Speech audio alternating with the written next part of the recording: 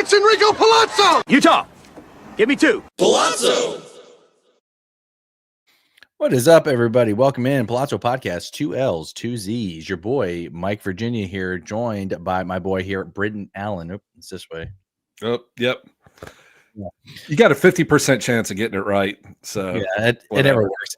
Every time I try to play it slick, like I'm going to do it, and I'm like, yeah, this is going to be the day that I'm actually going to do it on the first try. It never works. It's like when you plug in a USB-C cord into its port, like it can only go one of two ways, right? There's a 50% chance you're going to have it turn the right way to fit into the USB port.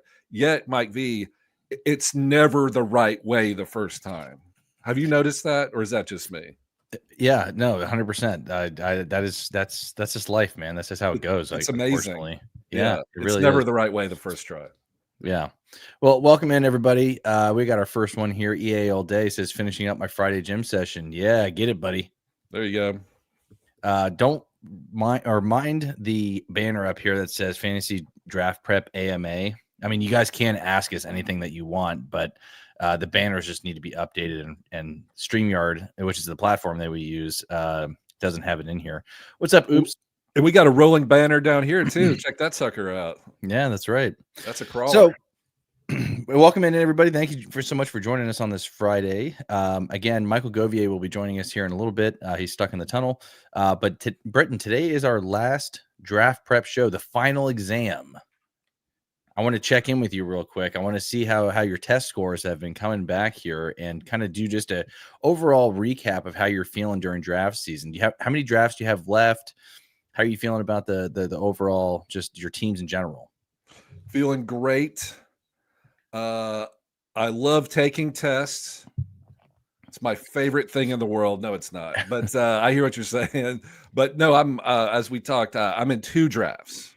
Okay. They're slow drafts. They're NFBC 50s, and but I do need your help or your advice on one.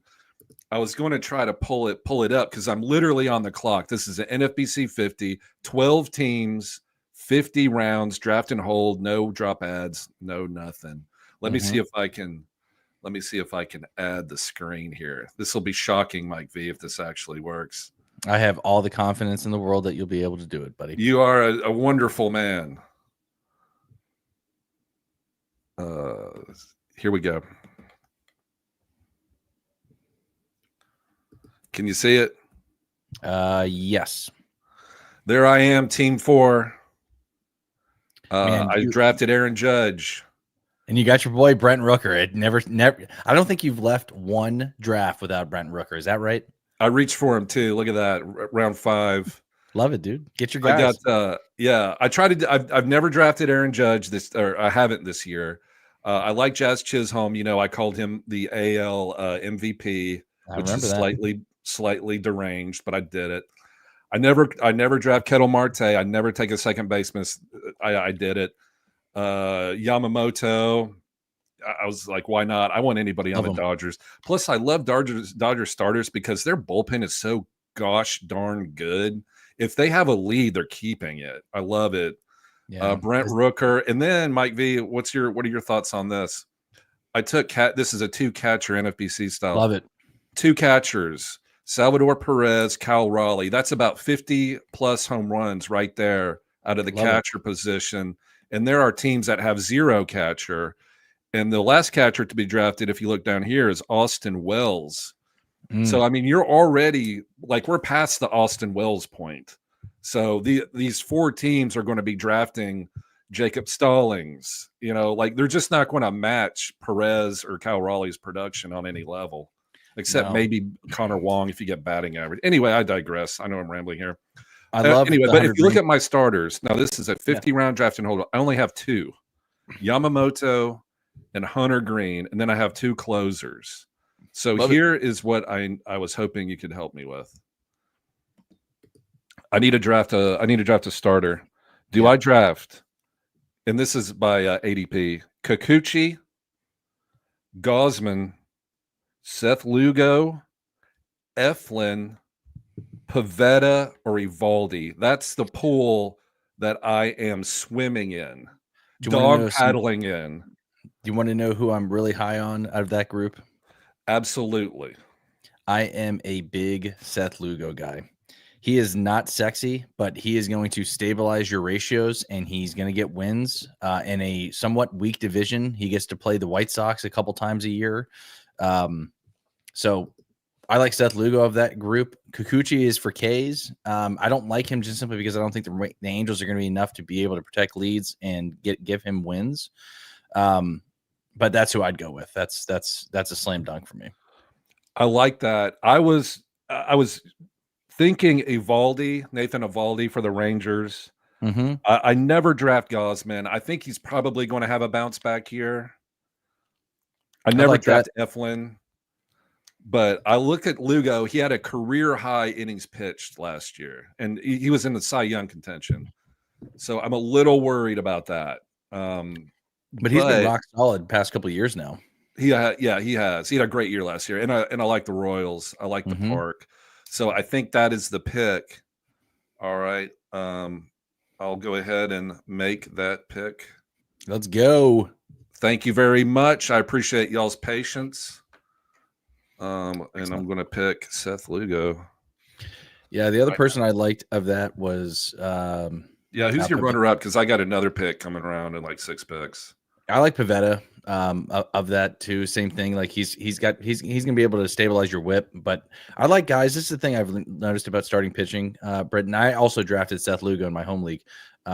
I like guys who are not going to blow up my ERA. Don't get me wrong. The Ks are nice. I think you got some guys that can already do that with Yamamoto and Hunter Green. But now you need a guy that can stabilize your ratios and your ERA and your whip. So, and Seth Lugo is the perfect person to do that with. And Pivetta is right behind that with the whip there. So, if you're looking for another K, you're going to take starting pitching next pick if it comes. Yes, I have to. I went heavy hitting, including drafting 2 catchers, like we talked about.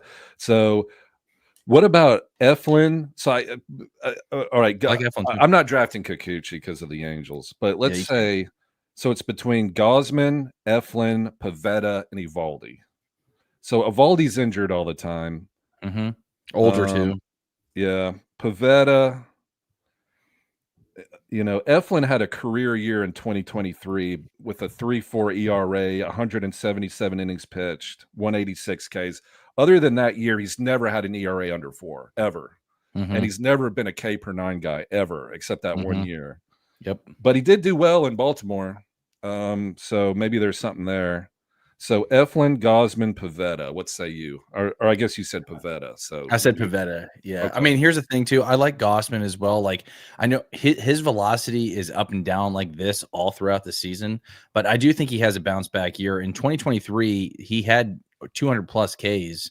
The Blue Jays will be a better team with Santander and Jimenez, obviously Vlad Guerrero there.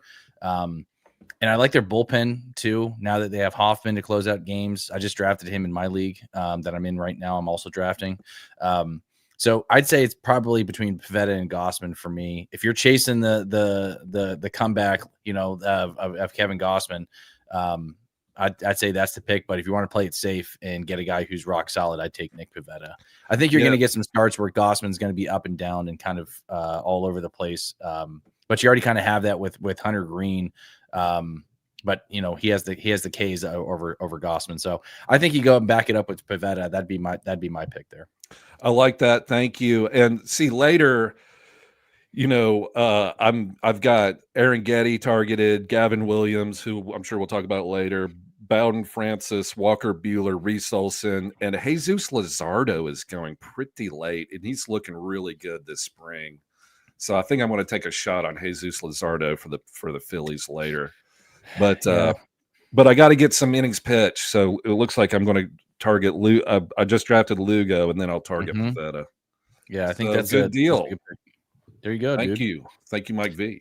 I want to go on record of saying that I love the back-to-back catcher part of it, especially in a draft and hold league and this is the thing with both of those catchers. Not only did you draft guys who are 2 catchers back-to-back, you drafted guys that have the volume at catcher as well. So yep. Salvador Perez is going to catch in DH. He's too good not to leave out of the lineup. I think he'll be able to have some days off, obviously, because he's older vet. But Cal Raleigh, same thing. We talked about this in a previous show. He's locked for 30 home runs.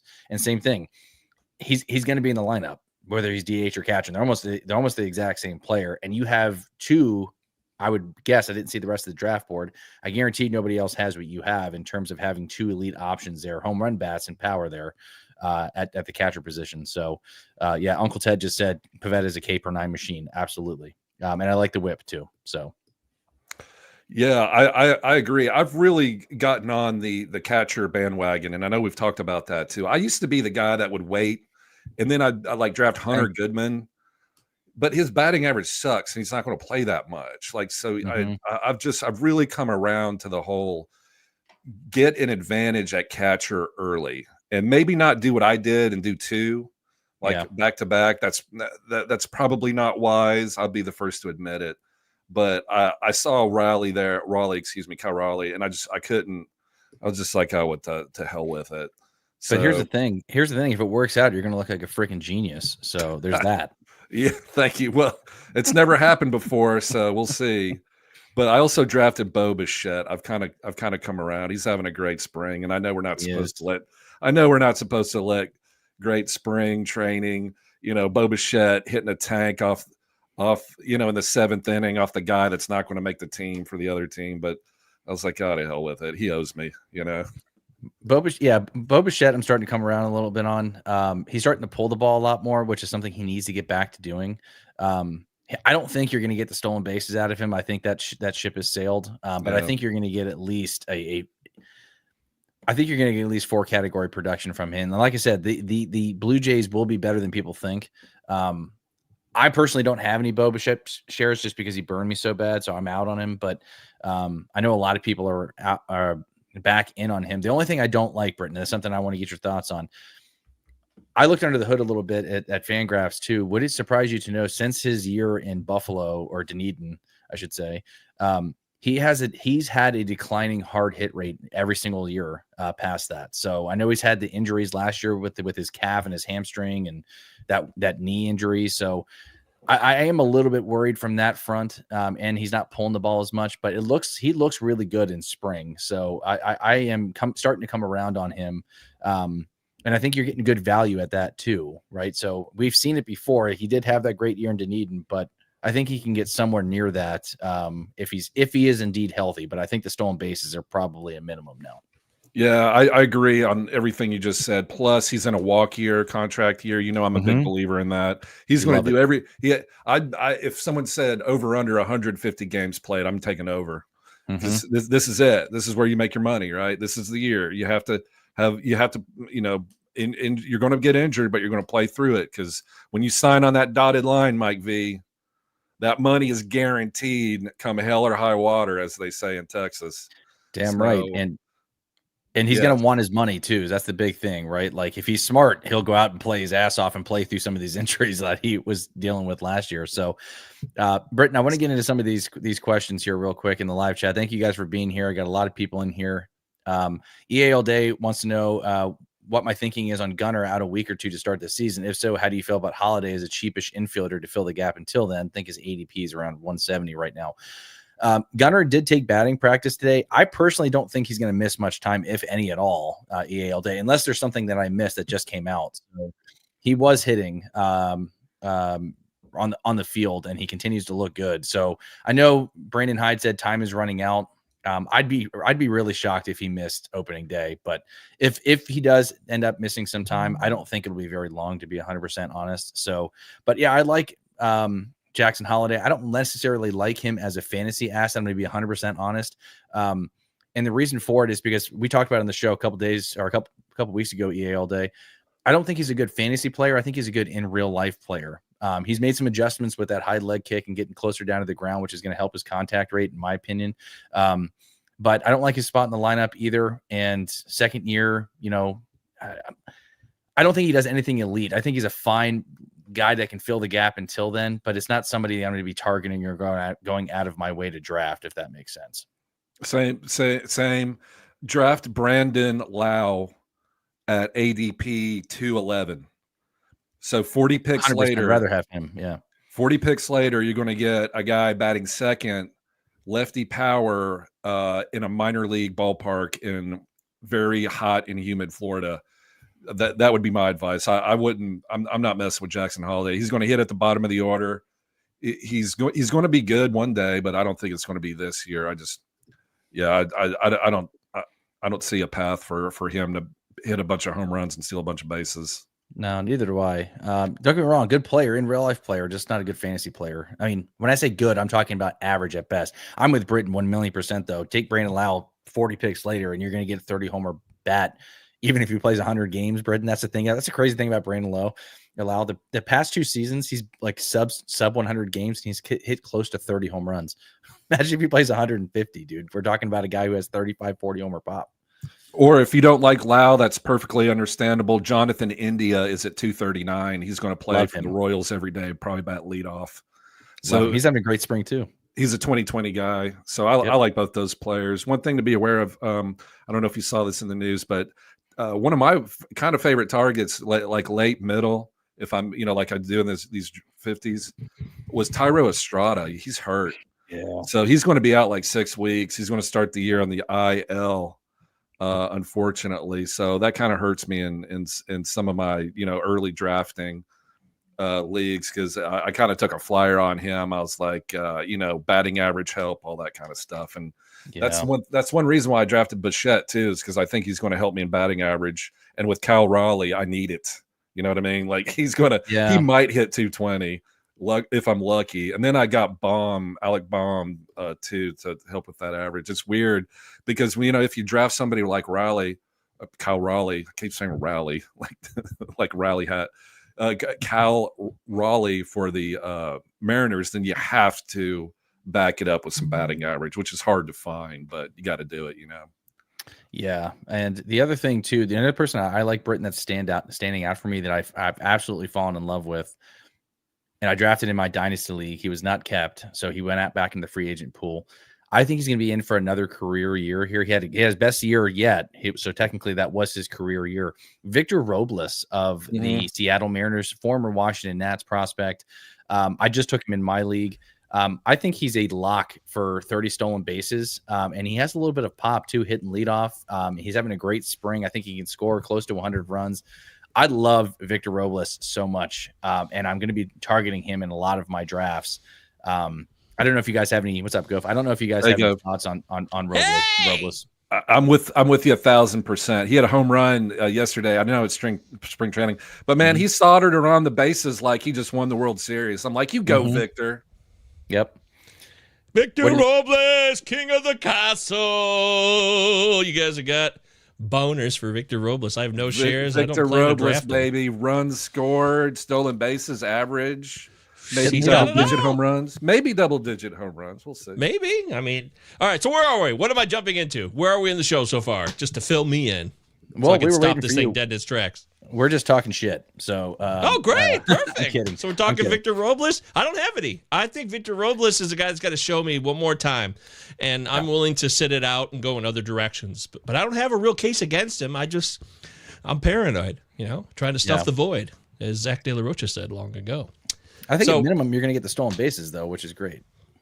Yeah, absolutely. Yeah, I need to see if he's available in that league, because stolen bases are a problem area. Okay, well, did you already cover some of the business, or should we cover that? We did not. Let's cover that real quick. Yay! Woohoo! So great to be here, everybody. Thanks for having me. Sorry I'm late. That tunnel. Let me tell you, that Detroit-Windsor tunnel was better than it was last week, because if I had dealt with what I dealt with last week tonight, I would not be here right now still. So it was better. So let's give it up for the tunnel. Nice job, everybody who works at the border. Shout out to the customs people. Every day I travel internationally from America to Canada. And though there are tariffs, and you've heard a lot of stories from a lot of people talking about a lot of shit, China. it's still a good relationship. I get along great with the Canadian border guards, and they love me. China. Thank you. So thank you, Canadian people. And thank you, China.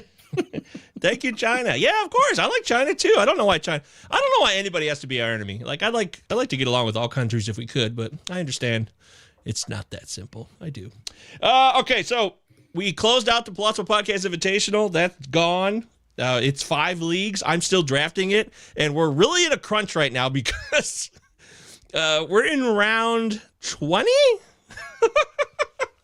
You guys think? What do you guys think? We're in round 20. It's Friday night at 7:50 p.m. Eastern time, and there's 50 rounds. They'll speed it up. You guys got to get on it. Yeah, and if the NFBC guys will Yeah. knock it down to like 20 minutes per pick or something. They will. Absolutely, they will. Shout out to Jeffrey, who's been helpful with us along the way. But there's some newbies in my league, and they're like, what is happening? We're not going to make it. I'm like, trust me, we're going to make it. It's going to be okay, just like Britton said. It's all good. They'll make sure, right?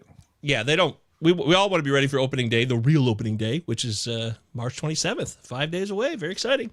So that's going to finish up. Congratulations to everybody who participated. 75 teams this year. We're really happy and grateful that everybody was able to match last year's total at the very least. So thank you so much for doing that.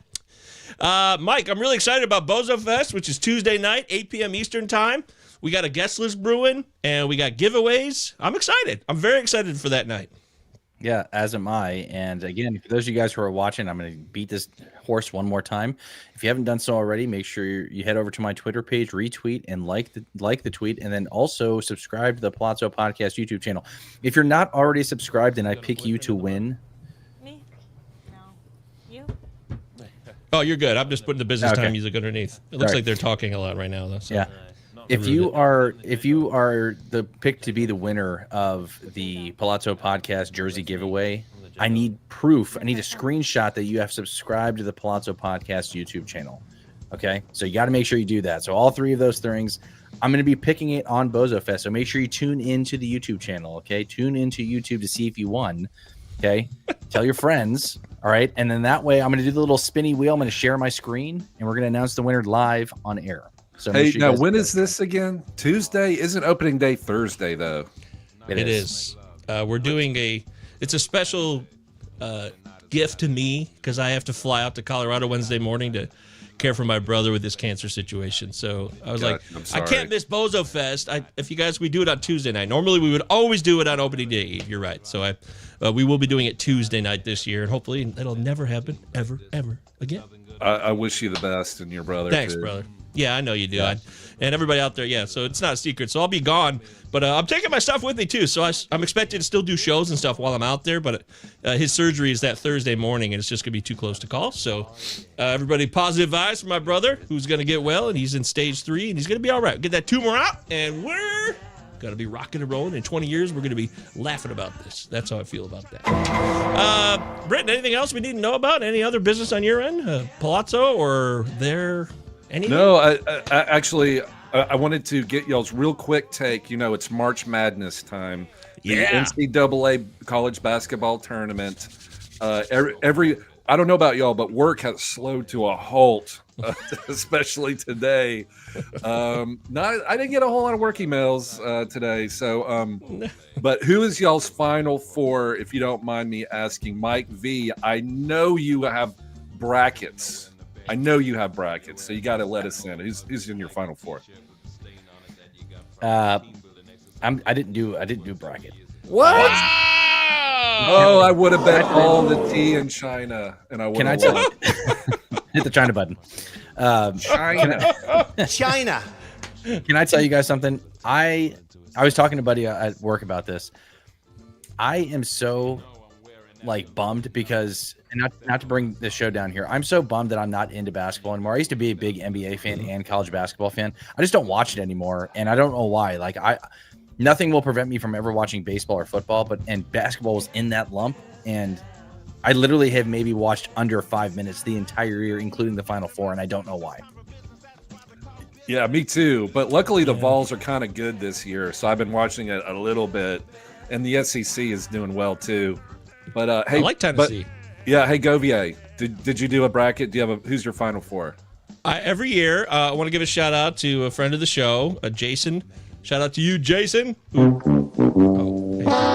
Sorry, Jason. He does a bracket. I've been in it the last 4 years. It's the only paid bracket I'm in, Britain. So it's like $25. It's nothing crazy, but at least it's like, okay, I'm giving it a shot. Sure. And my Final Four, I really was into Alabama. I really wanted to pick Alabama to win it all, but I decided in the end to go with I believe I have this correct. Texas Tech, Iowa State, Alabama, and Houston. That's my Final Four, with Houston winning it all. That is shocking to me, Mike Govier, because I have Texas Tech winning it all, defeating Houston in the final game. No, are you kidding me? I'm not kidding. That's my final.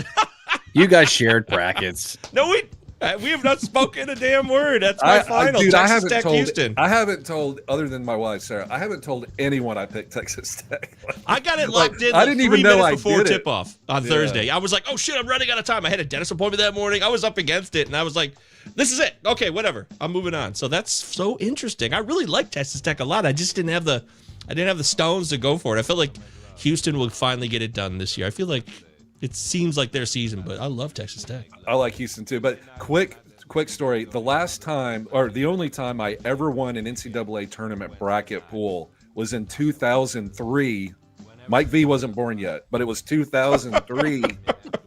And Carmelo Anthony was a freshman at Syracuse University. Jim Boeheim's only national title. They were a 3 seed, and I picked Syracuse to win in that bracket, and I won because I believe they defeated Texas and to win the national championship. Genius! So I actually won this bracket 2 years ago when Kansas won it. Whenever Kansas won it a couple years ago, I won this bracket. I'm in, actually. That's I awesome. believe. Did that happen? Yeah. I think that happened. I think I won like $200, and that was in 2003, and I was like, oh man, this is so easy. Yeah, I'm gonna be doing this the never rest of won my it life. again. Yeah. Won a single one again. 22 years later. 22 over. years later. 0 and 150, or however many brackets. Oh man, yeah, it is hard. But yeah, I hear you, Mike. I barely squeeze in 6 weeks, it seems like, for college basketball from about when baseball ends into December, and then baseball starts picking up again, and I'm into college basketball in January, and then I'm out. So I'm kind of going off what happened over a couple of months ago, in my opinion. And as far as the NBA, I know everything that's going on, but I never watch anything. Never. But I do know what's going on. I don't even know how I do that. I guess, I just really the Bill Simmons podcast. That's the only reason I know anything about the NBA anymore. So. Do you want to know that I have a couple things here, and anybody who's watching is probably going to be like, boo, Mike V. I am a big LeBron James fan, so I always know what LeBron's doing. So there's that. There you go, get on the Terps bandwagon this year. Yeah, I mean, I could. Roof the Terps. I could roof the Terps. Yeah.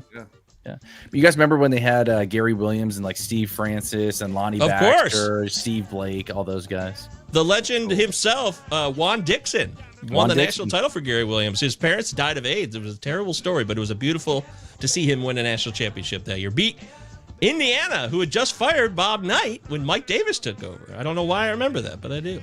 There you go. Bob Knight. Yeah, who coached at Texas Tech. Yeah. And by the way, John Feinstein died last week, who wrote the book, a great book for those of you that are a little younger. You've probably never heard of it. It's called Season on the Brink, about Bob Knight's 86 Indy. It's one of the best sports books. It's a really good sports book. If you've never read it, check out Season on the Brink.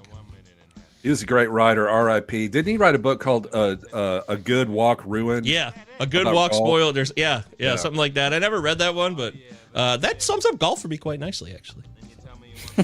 Okay, so that's it there. Of course, if you guys give us 5 stars, we rarely ever bring this up. It's been a minute. 5-star reviews on the Apple Podcasts or Spotify. Our Spotify rating's been stuck in the mud lately. If you want to give us a 5-star, that would really help the show. Not that we don't already ask for a lot. Yeah, we would appreciate it greatly. Yep. Okay. All right, well, let's get into leading off.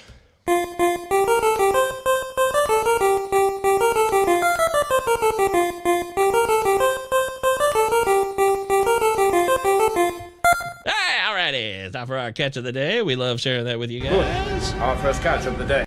So I thought we would just kind of take a look at the spring training situation here. The winners of spring training, who, not the ones that are probably not going to do anything, even if they had a great spring, but the ones who probably have value in fantasy. So, Mike, who are the spring training winners? For me, first off, I just really quickly want to talk about it. We already talked about Victor Robles, but Cam Smith of the Houston Astros is just having a ridiculous spring. And I know a lot of people are kind of hesitant on whether or not he's going to make the team or not.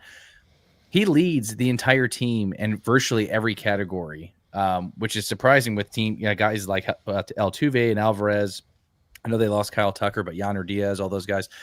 I don't see how they can leave him off the bat. And for those of you guys who don't know, Cam Smith is the third baseman now going to be transitioning hopefully to right field. He came over in the Cubs trade for Kyle Tucker. So that's looking like a chef's kiss there for the Astros. And I don't see how they can leave him off. But if he turns out to be a stud there, the Astros are going to be in a prime spot, but you could have not asked for a better spring there for Cam Smith.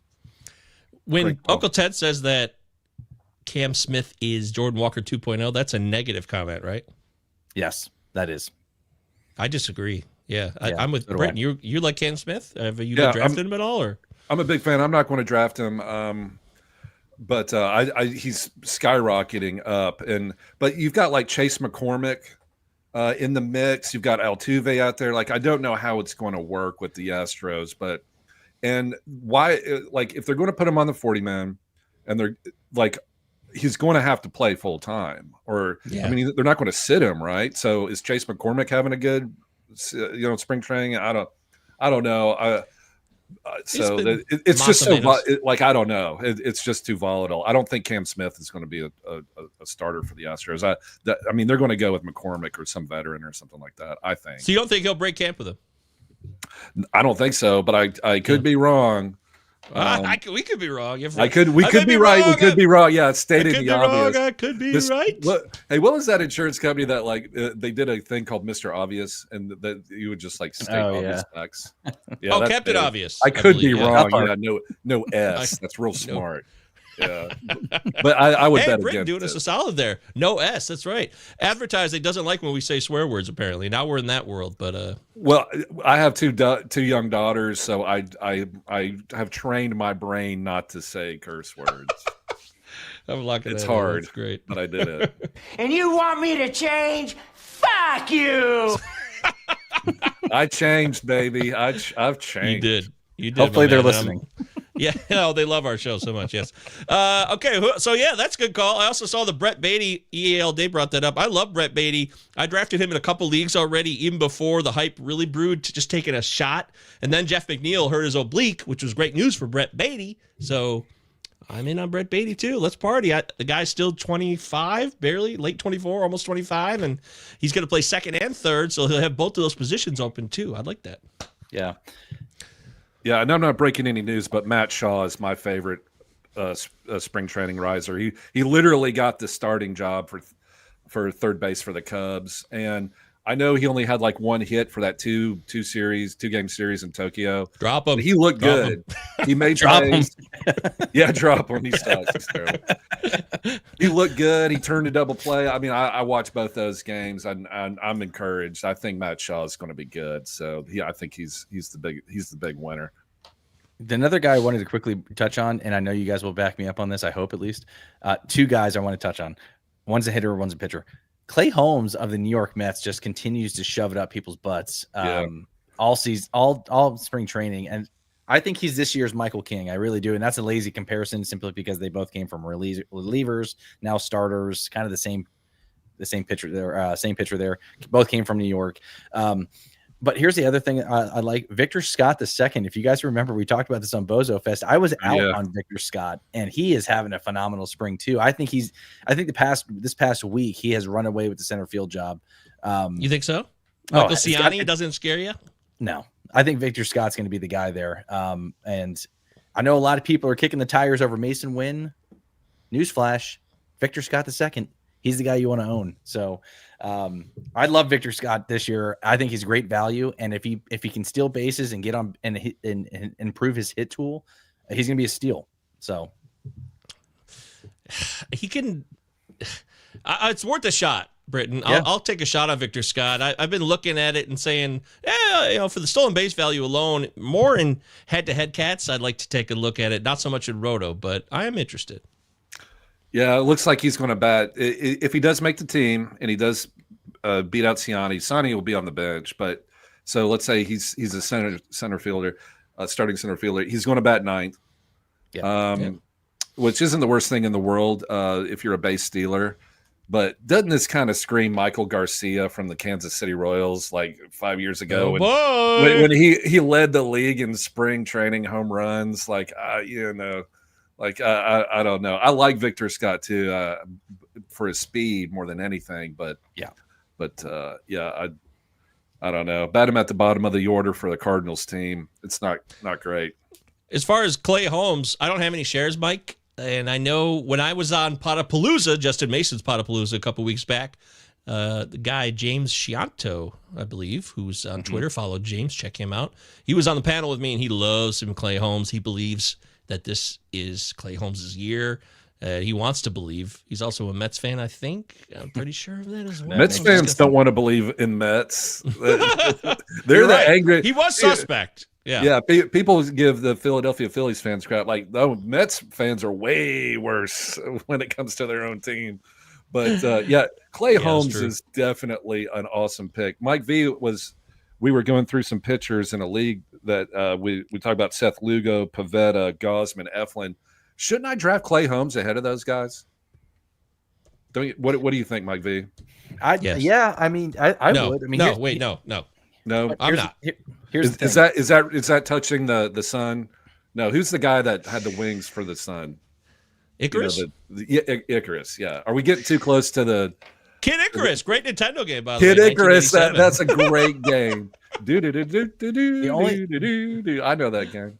the only thing I have. I think you should draft Pivetta. I would draft Pivetta first over really? Clay Holmes. But yeah, I like Clay Holmes. The only thing and this is the only knock that I'll have on him, is I don't know how many innings he's going to throw or how he's going to do at his starter's workload, if that makes sense. How many innings does he get to before he starts gassing out? Because this is a former reliever we're talking about, right? That's a great point. He's been bringing up he's been caning people left and right. He looks phenomenal in spring training, but it is still spring training. So, but he's getting a lot of buzz. He's going to be the opening day starter for the Mets. That's the only thing I have on him, is just the innings aspect of it. And I think Pivetta, you're going to get solid K/9, solid whip, better ballpark there in San Diego. I like Pivetta there, but it's close. I'm not saying it's above and beyond. No, but go. What are your thoughts on that? Oh, you want to hear something funny? Pivetta just got picked by a team ahead of me. Yeah, I've got 2 picks till my turn. So Pivetta got picked, and Michael Tolia, one of Mike V's favorite. I drafted Michael Tolia the other day in the Pallazzo Podcast Invitational. So there we're my starting first baseman. I think I'm a Colorado Rocky fan, which is not ideal if you like wins. But, too bad for Tyro Estrada out for 2 months. So Rocky was actually looking at him. He was interesting. Could be hitting leadoff. Would have been fun. But now we're delayed by that. There's also the Zach Veen love, which Uncle Ted was bringing up in the chat a little while ago. He's going to hit, what was it? Uncle Ted 30 homers and 70 steals from Zach Veen this year. So that's high praise. Uncle Ted also says 235 Ks for Pivetta. He loves Pivetta very much. And he was telling me in the chat that I did the other night on the AMA I popped on for, I was saying I'm still suspect of Pivetta. The guy still has not really been a guy who can have an ERA under 4. And yes, Petco is a better home park than Fenway.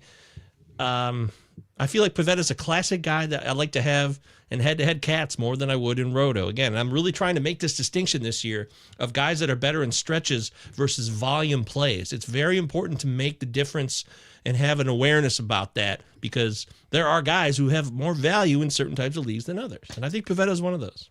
All right, real quick, guys. Pivetta got picked. So Zach Eflin, Kevin Gausman, or do I reach on Clay Holmes, or do I draft Victor Robles for stolen bases, because I'm in dire need of stolen bases? I know my answer. Yeah. You do? Go ahead. I was gonna. If you need stolen bases, I'm going Victor Robles for me. But I really like Eflin. I've been really warming up to Eflin, because he's been sitting there and falling, and he's their opening day starter. And I feel like he had a more of injury plagued year last year, but the year before that he was career year. I feel like a bounce back is in order on a good team. But if you need steals, I understand why you go Robles. But I like Eflin, and I'm drafting Eflin. I'm into it. I'm into Eflin. If you need both, though, you're addressing a team need either way, though, right, Britton? Like you're addressing a starting pitcher, or you're taking the stolen bases with Robles. So exactly, and it's a 12-team league. Yeah. So, you can get Clay Holmes later, Grant Holmes, the Holmes brothers. And Uncle Ted's not wrong. Eflin was still kind of solid last year. He had a 3.30. He was great. Yeah, he still had a really solid ERA. He just didn't strike ERA. as many guys out, right? Yeah, he's never been a strikeout guy, but. Business says get the steals. That's business vote. So yeah. Joe says take Victor Scott. Well, here's the thing, real quick, with the picks between those two, right? So like Robles for me, obviously, I think that at the floor is going to be the stolen bases if he continues to hit, right? Yeah. And if you're addressing speed there, but like Uncle Ted just said, if you want to go play it safe, and take Eflin, I don't mind that either. I don't think you can go wrong with either one. I personally would go the steals, but like you said, you can address Clay Holmes, Grant Holmes later in the draft. Take the steals for me. Yeah, and that's a good point too. Like in these leagues, we talk about especially a 12-team league, and this is draft and hold, so it's a little bit different. But especially in a redraft, like wait on pitching. Mm-hmm. You can get Clay Holmes late. You can get Grant Holmes late. You can get Reese Olson late. You can get Walker Buehler. You can get Walker. Gavin Williams. I mean, all these Spencer Aaron Getty, like all these great pitchers. Max Meyer. Talk dirty to me, baby. Did I hear Gavin Williams? You did, our love child. And here's another pitcher too. And I know we're going off the rails. What about David Peterson? Nobody talks about David Peterson for the Mets. He played 21 games last year. He had a 2.9 ERA, 10 wins. His whip's a little high. It's 1.2. Lefty. He's a former first-round draft pick from the University of Oregon. With Montas and Manaea hurt for the Mets, he's going to be in the starting rotation. Great year last year, and his first start in the rotation for the Mets against the Miami Marlins. Why in the world, take a flyer on David Peterson for the Mets when you've got that? They're going to get run support, and he had such a good year last year. He's having a great spring training. Mm-hmm. Yeah, I'm in on David Peterson, and you can get him with literally your last pick of the draft. And if he doesn't perform against the Marlins in your 12-team redraft, who cares? Drop him, but get him just in case Juan Soto hits 3 home runs, for him or whatever. Those guys are Pete Alonso, but David Peterson for the Mets is somebody I think is we're sleeping on. What do y'all think? There's 2 things here I want to bring up, Mike. Utah. Give me 2, by the way. Give me Pallazzo 2. Podcast, we're live. Mike, Virginia, Britton, Allen, and myself, MJ Govier. One was bringing up Gavin Williams, who was on this list of the guys.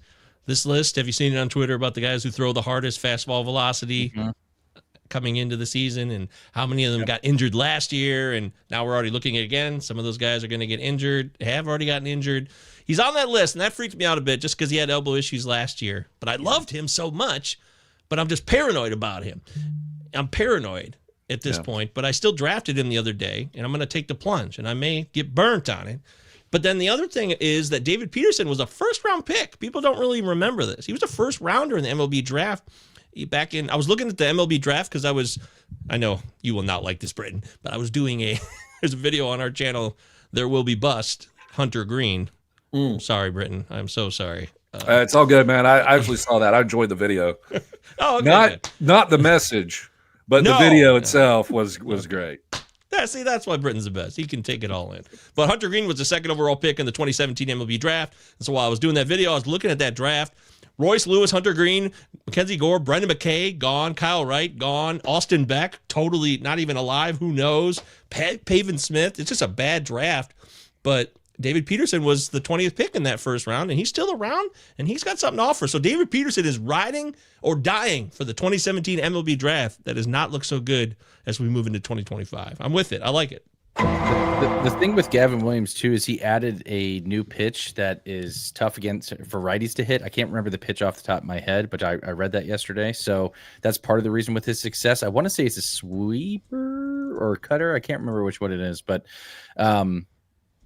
that has been a contributor to his success this year so far in spring training. So, and if we know anything, Cleveland knows how to crank out starting pitchers. So I can't let Gavin Williams die, guys. I have a lot of shares of him already, and I'm one more year, I don't blame baby. you. One more year. 6'6", 250. I love him. Yeah. It's like 25 years old. Yeah, we're not letting him go. No. Yeah. You are not going anywhere. here. You are mine. I will love you Business says, forever. I need Gove's feedback on Trey Sweeney. Go Tigers. There you go. That's my feedback. I don't think there's much there for fantasy this year, but just please play Trey Sweeney over Javi Baez. Don't let Javi Baez be on the field. That's all I ask for, Bizza, when it comes to Trey Sweeney.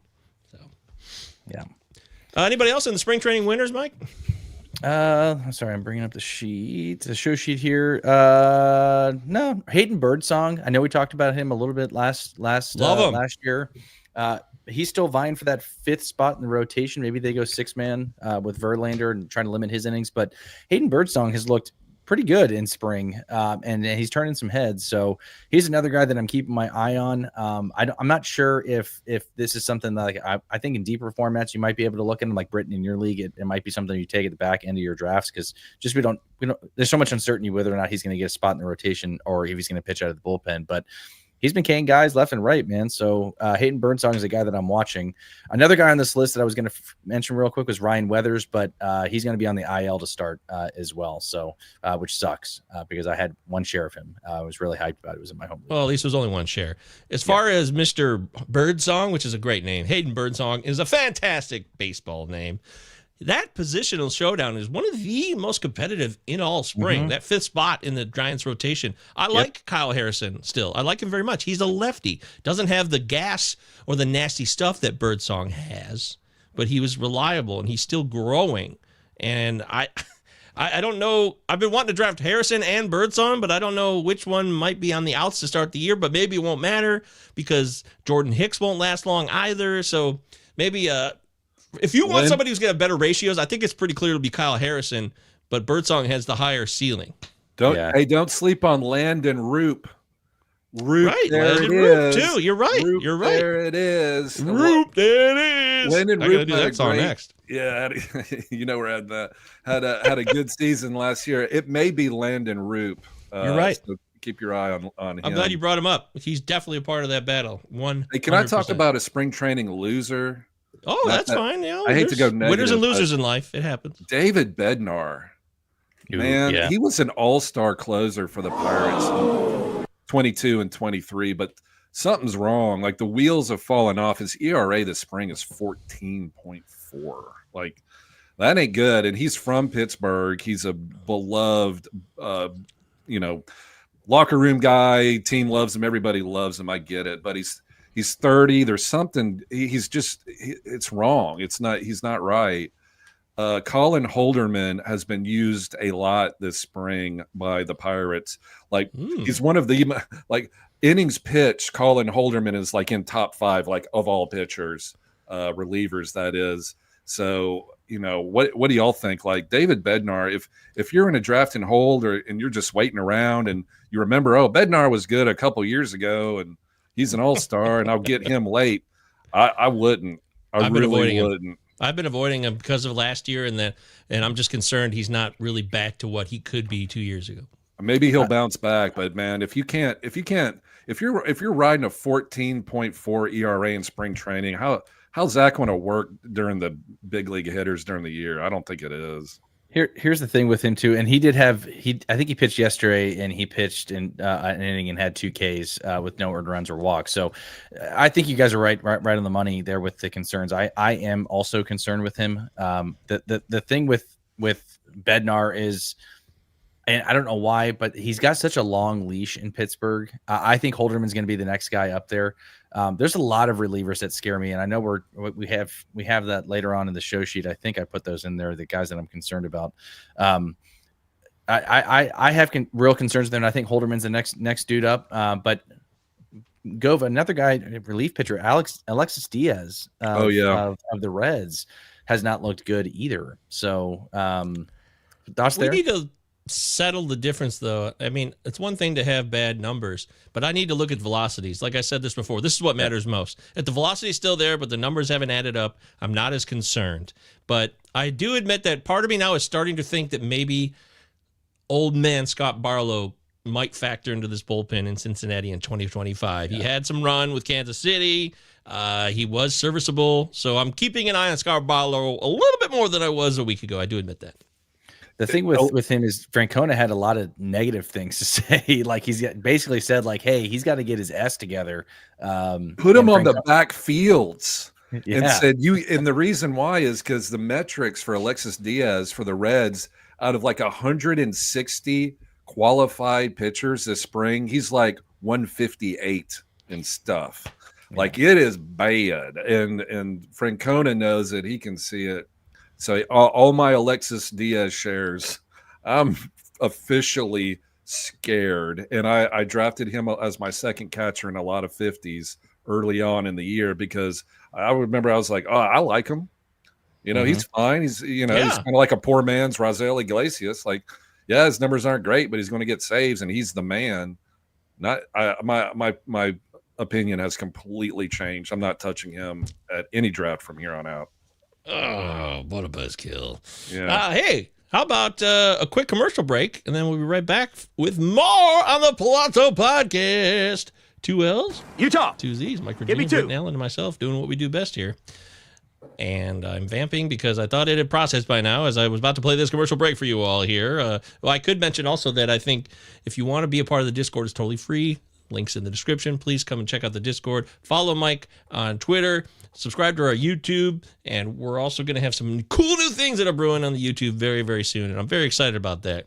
And if I have to say one more thing, I'd have to also say, guys, that I'm really excited about the prospect of certain players this year. And I want to talk about them after this.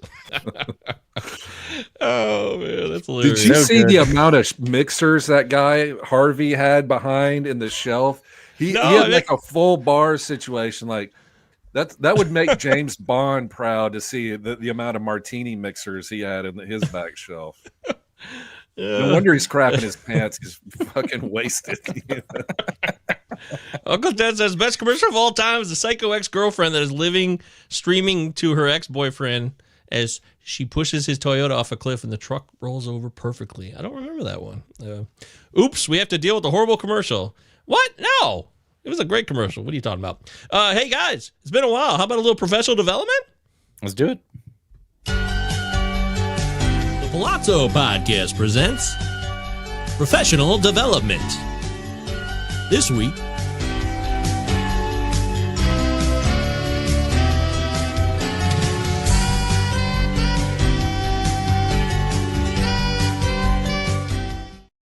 that's so Tim and Eric. All right, so I just wanted to take a look at positional depth real quick and what you guys are seeing. Anything maybe that stands out to you. It doesn't have to be every position, but certain positions that are of note, because when I was looking at third base the other night, people were crapping on it, but I started digging deeper and I found a lot of gems, and I started getting to like the 30th third baseman that I would actually start for real. So I'm curious if anything stood out to you guys during draft season here as we still go into the big final weekend of drafting. Britton, you want to start? Sure. I go third base fairly early. I like Jazz Chisholm because he's third base and outfield. I think he's going to steal 20 to 30 bases. I think he's going to hit 40 home runs. I'm all on the Jazz Chisholm Jr. train. I know y'all aren't. That's cool. Oh, I've warmed up a bit. I've really changed on that. I kept him as a finalist in a keeper league I have. I'm going to go around Acuna. That's the only reason I'm not keeping him. But I would keep him otherwise. I've changed this year, Britton. I've grown.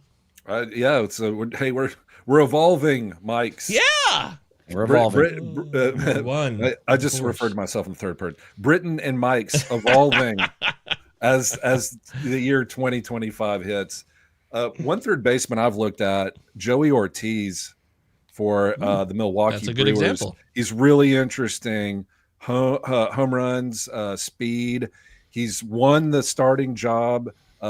He's going to be a starter somewhere in the infield, maybe third base, maybe short. We'll see. With Terang's injury, I don't know how they're going to move it around. But it looks like he's won that job. I really like Joey Ortiz. He's third base eligible in NFBC, going at ADP 300. Michael Govier, 300. That's pretty good for a starting. Wow, dude. For a starting corner guy that may get second or short eligibility. ADP 300 on the Milwaukee Brewers. I like it. What do you think?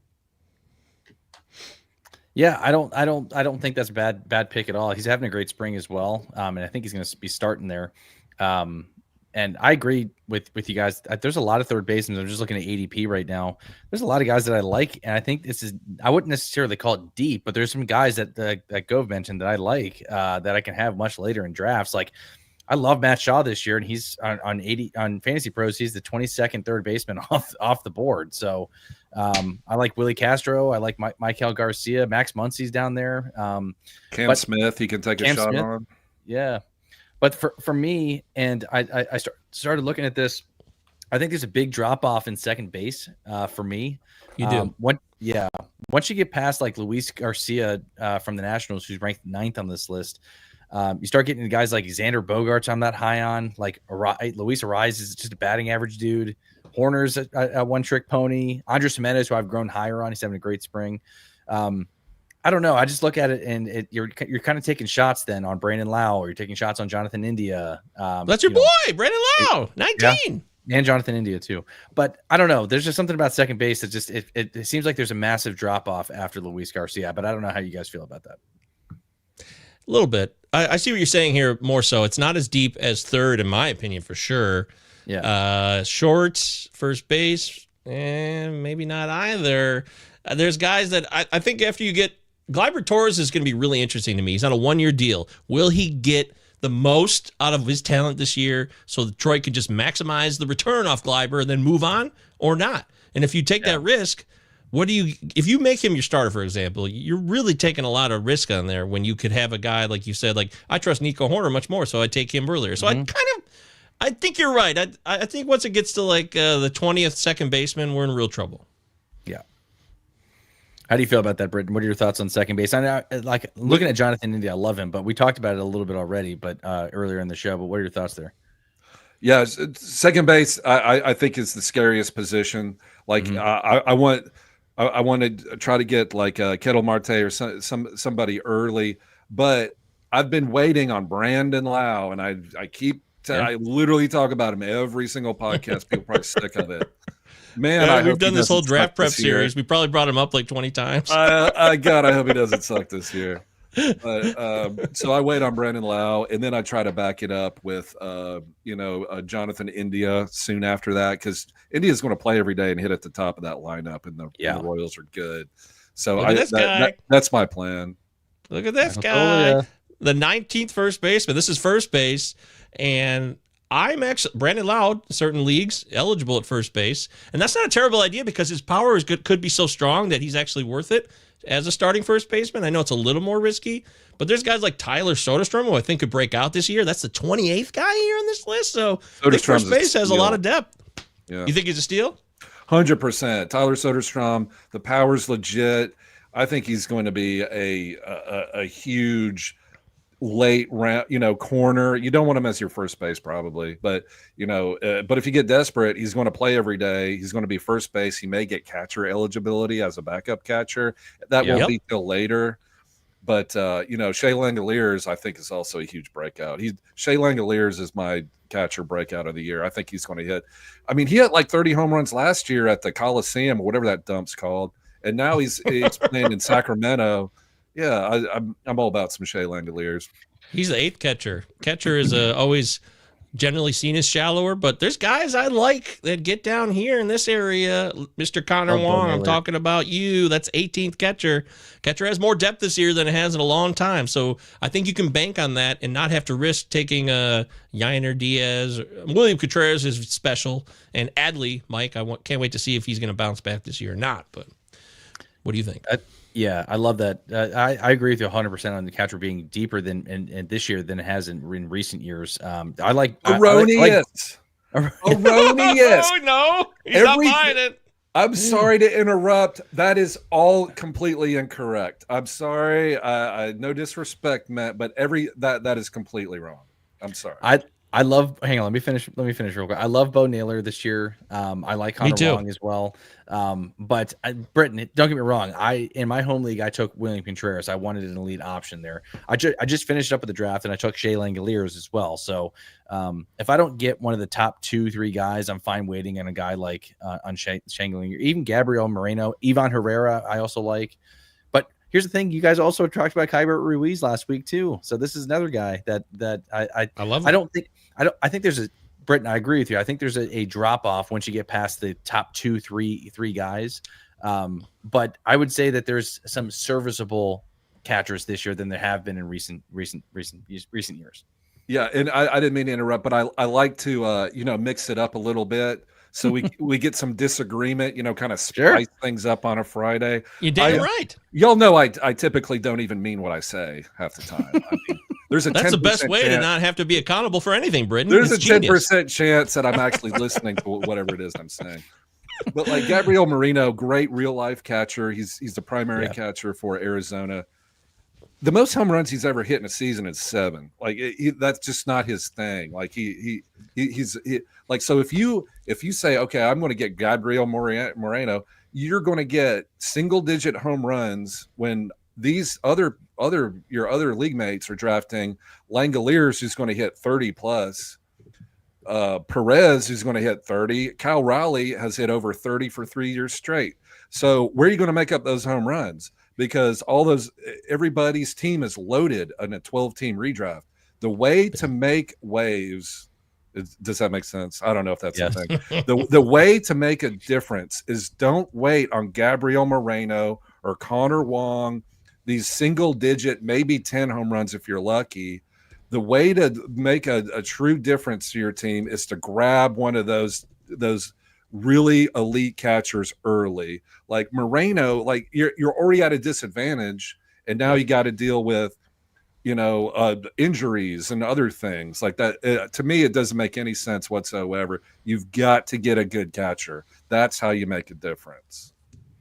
Yeah, I'm with you, Brett. I think we talked about it last show too. Like I said, in my home league, I drafted William Contreras, first catcher off the board, and I'm really happy about it. I did the same thing last year as well. I can't remember who I took in my home league, but even like TGFBI and with the 2-catcher formats, I did wait just simply because of the fact I didn't like anybody that was on the board at the time in a 15 draft and hold or 15-team league. It's a little bit different. So it really depends on how your draft is going. So for those of you guys watching and you have drafts coming up this weekend, this is the number one thing I've tried to communicate with folks who have asked me on advice on Twitter in terms of how to approach drafts, in terms of who should I target or who should be available at this pick.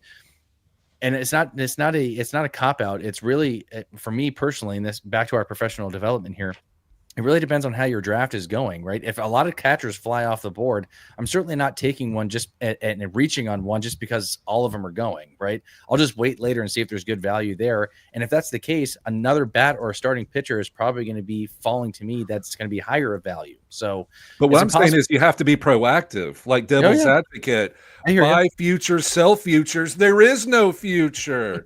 You have to be proactive. Otherwise, Tyler Stevenson's hurt. Francisco Alvarez is hurt. Like, those are 2 premier catchers on good run-producing teams that are out of the picture. You're not drafting hurt catchers. God bless you if you do. But right. And then what? You're hoping that Joey Bart's good? Great job. But I'm not going down. Andy Rodriguez doesn't exist anymore. Yeah, you're hoping. Ivan Herrera hit 5 home runs once. Like, that's nice. But you got to do better than that. You can do better than that. Thank you, Jesus. What I'm trying to communicate is yes, I hear what you're saying, Britt, in terms of targeting it, but I'm certainly not scrolling down my draft sheet to go take one just because everyone else is taking one. So, for instance, if somebody reaches on Adley Rutschman 2 rounds later and before me, that likely means a bat that they should have taken is going to fall to me even higher. So I'm getting great value at another position. So I'm not saying punt it all day long. I'm saying just play out the draft and see how it works. If Adley, like I said, if Adley gets drafted 2 rounds earlier, I'm like, great, I'll just wait a couple more rounds and hopefully I can get Yanair Diaz a little bit later, or Will Smith, or somebody along those lines. And that's with every position, not just catcher. Yeah, totally agree. By the way, I've been trying to work in that devil's advocate reference for 3 pods now. So thank you for you got it. Did I just miss a devil's advocate reference? Shit. Yeah, man, that's one of my all-time favorite movies. Keanu Reeves, Charlize Theron. Yeah, what's the reference? I'm doing like 8 things at once here in the background. I'm sorry, I missed it. What'd you say? I need to know because I love that movie. Buy future, sell future. There is no future. Love Al Pacino. He's an absentee landlord. Where does he have sex? Everywhere. Love that movie. Can't win them all, Kev. Had to run out sometime. Oh, man, Devil's Advocate. We did that on Cinema Night. Check that out. People like that movie. JP says, great stuff, guys. I look forward to listening to the full show tomorrow morning. Excited for the season to start with many exclamation points. Thank you, JP, who's one of our patrons. I appreciate that, buddy. You're the best.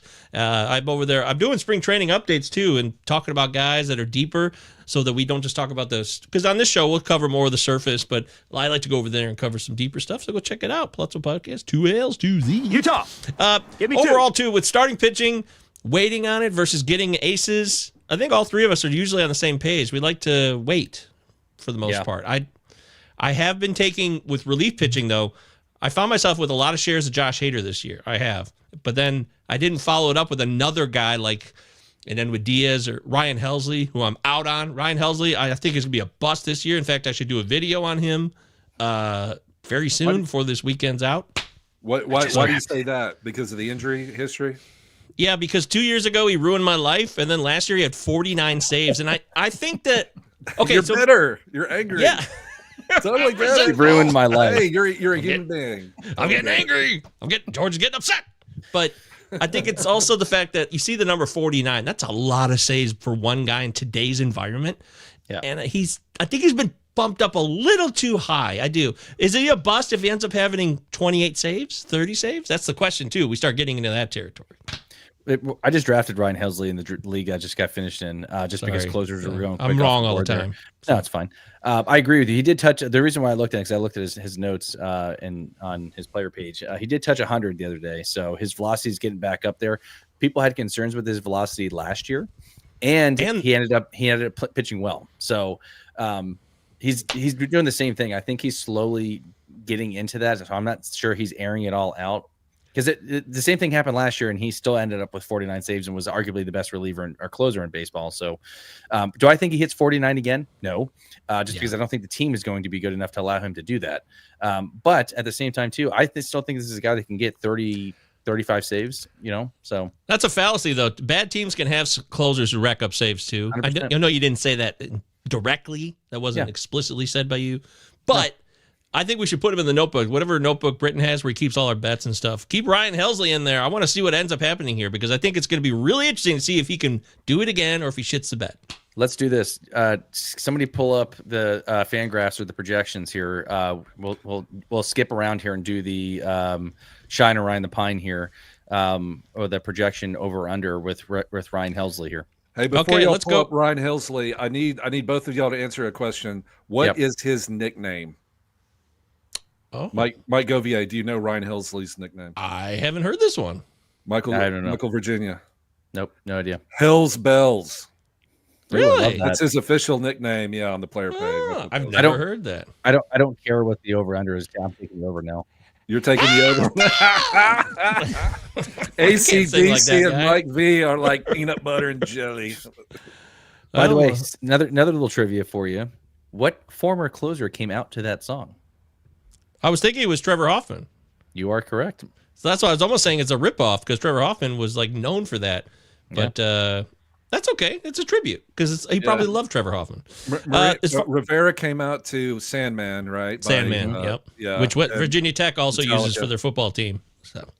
And remember, Edwin Diaz came out to the Narcos song with the trumpet. That was so awesome. That was a highlight, man. That was so cool. Ryan Helsley's projected. How about we go with the Bat?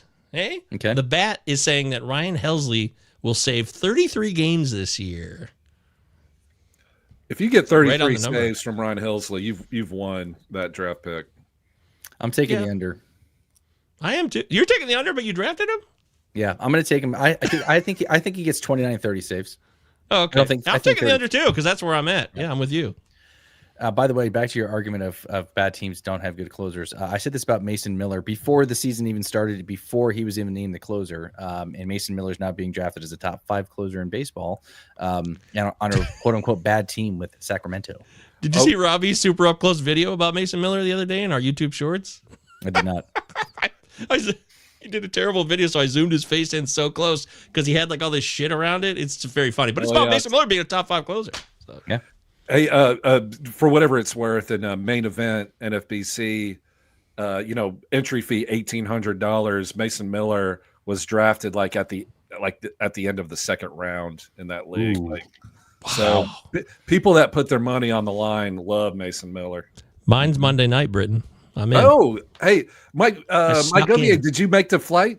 I was in Detroit. I don't know if I told. Yeah, told I know. Mike, We didn't even talk about this. Virginia. No, my flight got fucked, and I ended up having a proxy. I didn't even go. Flights, Britain was in getting Detroit. canceled left and right. But Mike, Virginia, I was in Detroit.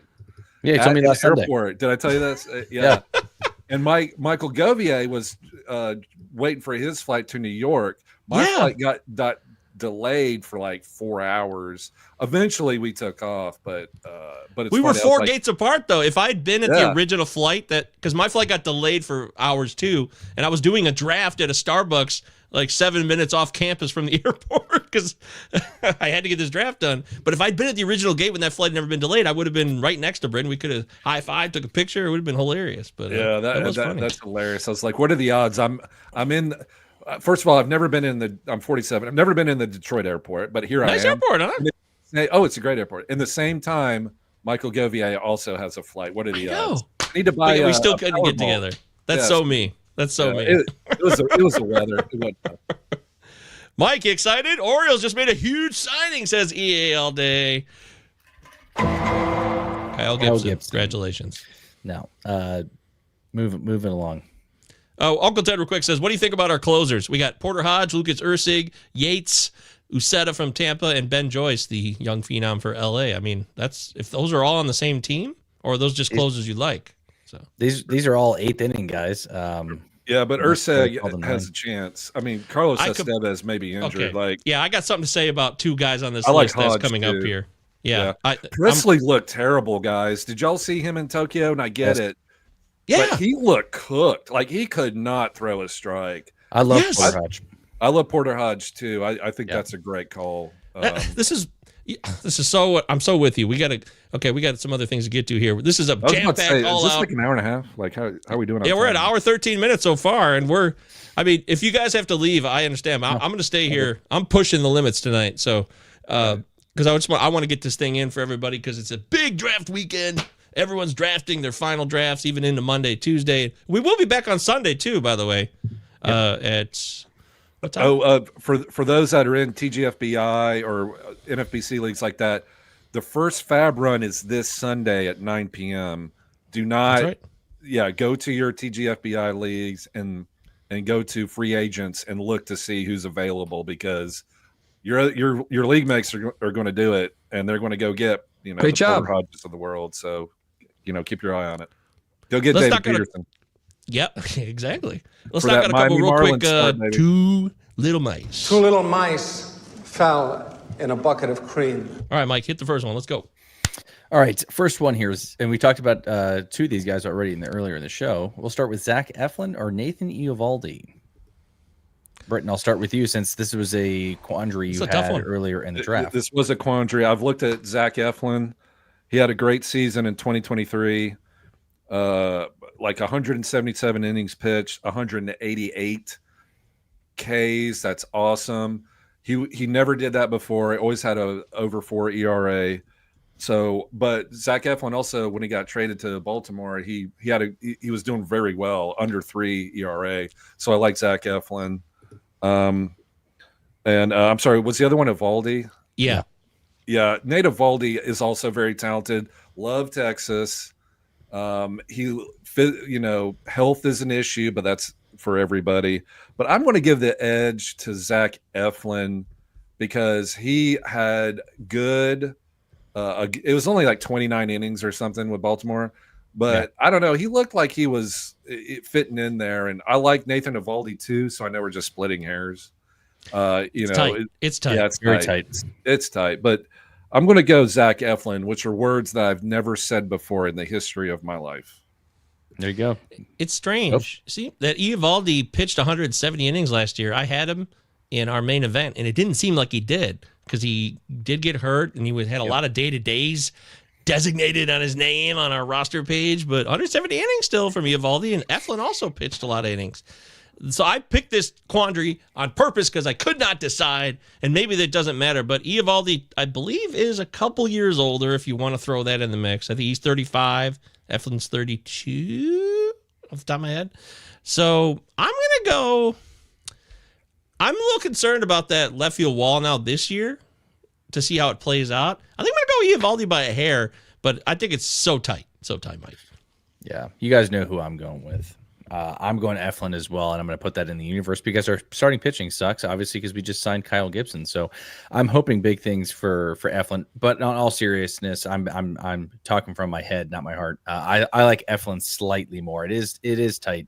I think you probably get more Ks from Eovaldi this year. But the only thing that scares me with Eflin is obviously just every team in that division, including Tampa, is going to be a little tougher there with Boston, New York, Tampa, and Toronto. So that does worry me a little bit. But at the same time, too, decent pitcher. They're both kind of like SP3s, right? So I think we're splitting hairs, but I'll go Eflin by hair. Two little mice.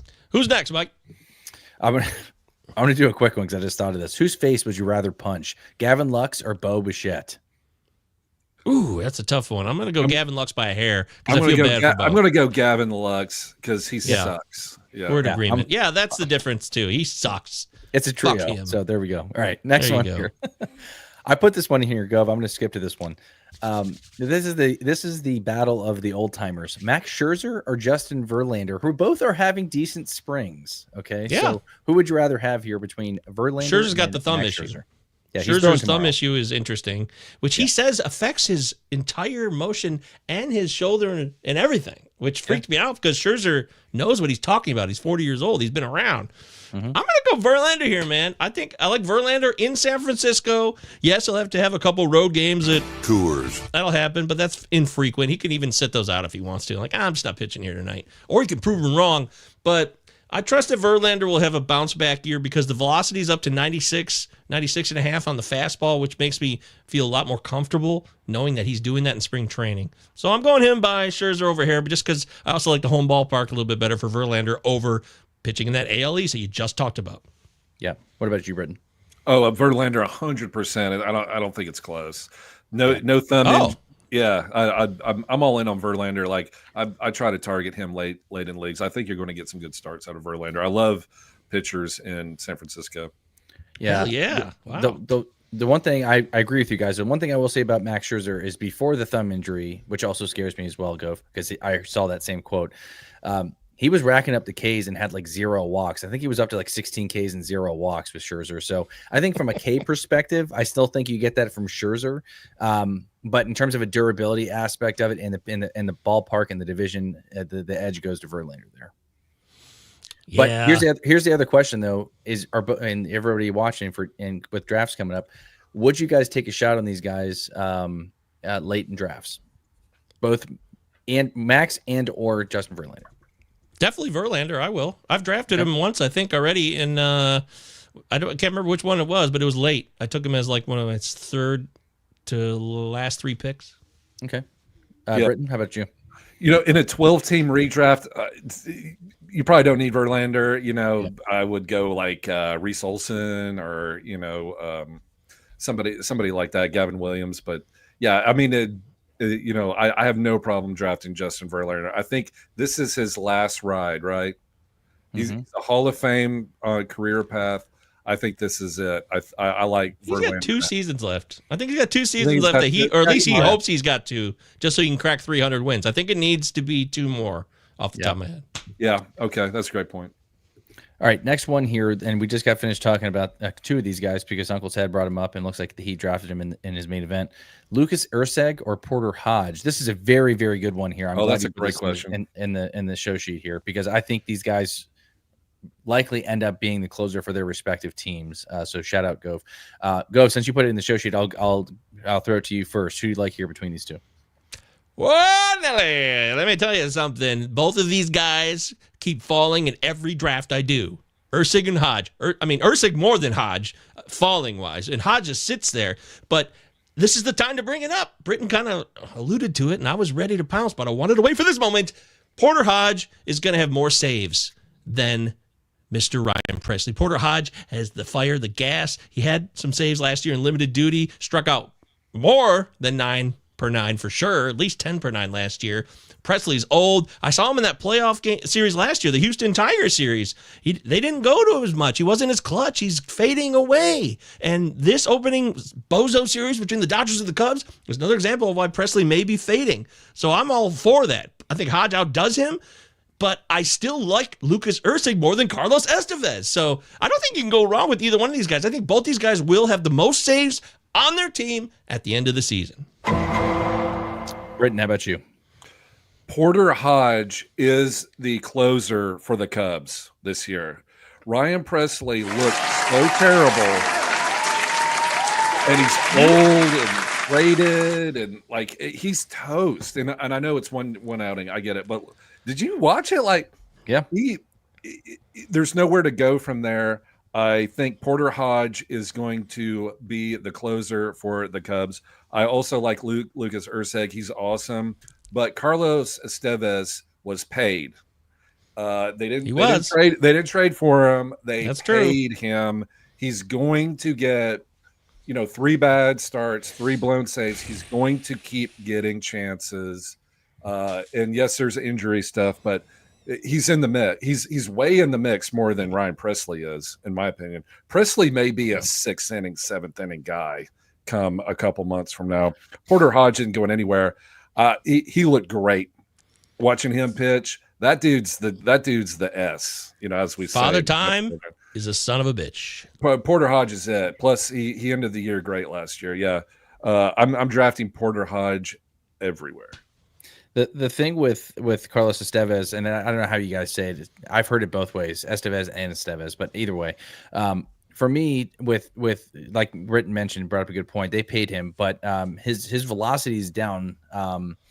It was 93.3 compared to 96.8 last season. Now, he did have that back injury, so he was getting up to speed.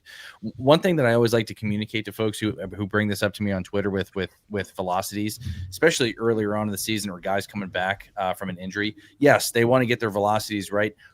But if you know anything about pitching and how the human body works, you don't go out in spring training and just completely air it all out. So it's a gradual increase on velocity. So could he have tossed a 96-mile-per-hour fastball? Probably. But at the same time, too, he's not going to do that after just suffering a back injury. So I think it was more of just him getting reps. I love Porter Hodge as well. I think he has elite stuff. I really don't understand the Ryan Presley signing at all. The trade. Yeah, that was a trade. Sorry, that's what I meant. I love Porter Hodge. And if you guys remember last year, it was between him and Jorge Lopez for the closer gig when that came up, when Azalea was out of the mix. So I love Hodge this year. I love Lucas Erceg as well, but I think Estevez is going to have a little bit of a longer leash there in Kansas City. I think Ryan Presley, I agree with Britton. I watched that. I did not think he looked good. I know it's only one outing, but they have an elite reliever in Porter Hodge, and I think he ends up getting he could be the steal of the draft. I think somebody brought it up with Ryan Helsley. I think that's probably a little far-fetched, but definitely a guy who can crack 30 if they give him the job outright. Yeah, he's a closer that you can get, past round 20, maybe, somewhere in that range where he's going to be the closer for the Cubs. He's going to do it. Ryan Presley, they need to put him out the pasture. They really do. Ryan, yes. Britton hates Ryan Presley. I really do. I don't like him at all. I'm all with Porter. I love it. Presley's toast. I'm with you 100%. I'm not just doing the bandwagon. They didn't trade him because he's good. You know? I don't know why they made the trade. I still think it's and then I asked some Cubs fans, and they say, yeah, our front office are morons. Even though they got Kyle Tucker, apparently they don't always make the right choice. Talk to Sarah Sanchez about Jed Hoyer or whatever. Exactly. Yeah. Exactly. Yeah, lock that in for sure. That's what I'm talking about. We have a couple comments here in the chat. I want to help Uwe out. So Uwe's back, Mike. He was on my stream the other night, so I hadn't seen him forever. And I apologize to him completely. You weren't with me, but I wanted you to know. Okay. I apologize for saying that I thought Anthony Richardson would be a good quarterback last year. And me and Uwe got that heated debate in the preseason last year. I remember that. And he's like, you're an idiot. I'm like, no, you're an idiot. And boy, was I wrong. Anthony Richardson. Anthony Richardson, yeah. Yeah. God, that was... Anyways. First time 10-team head-to-head Cats commish. 2 quick questions.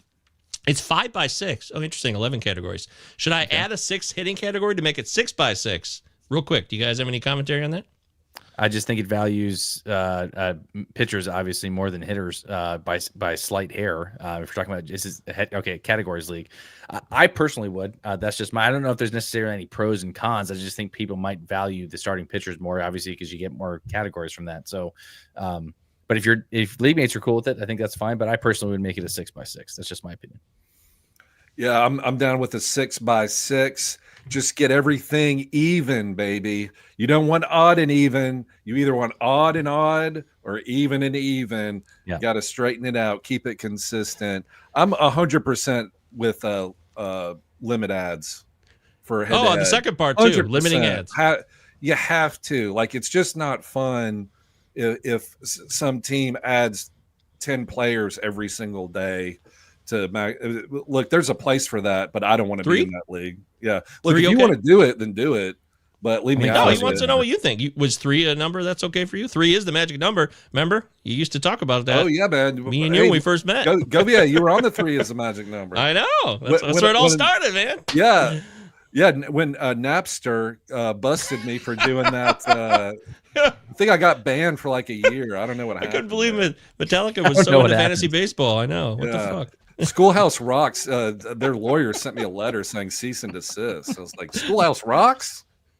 I like the limits. I say streaming as a free-for-all is also a strategy, I suppose, because you can also get burned, but I go either way.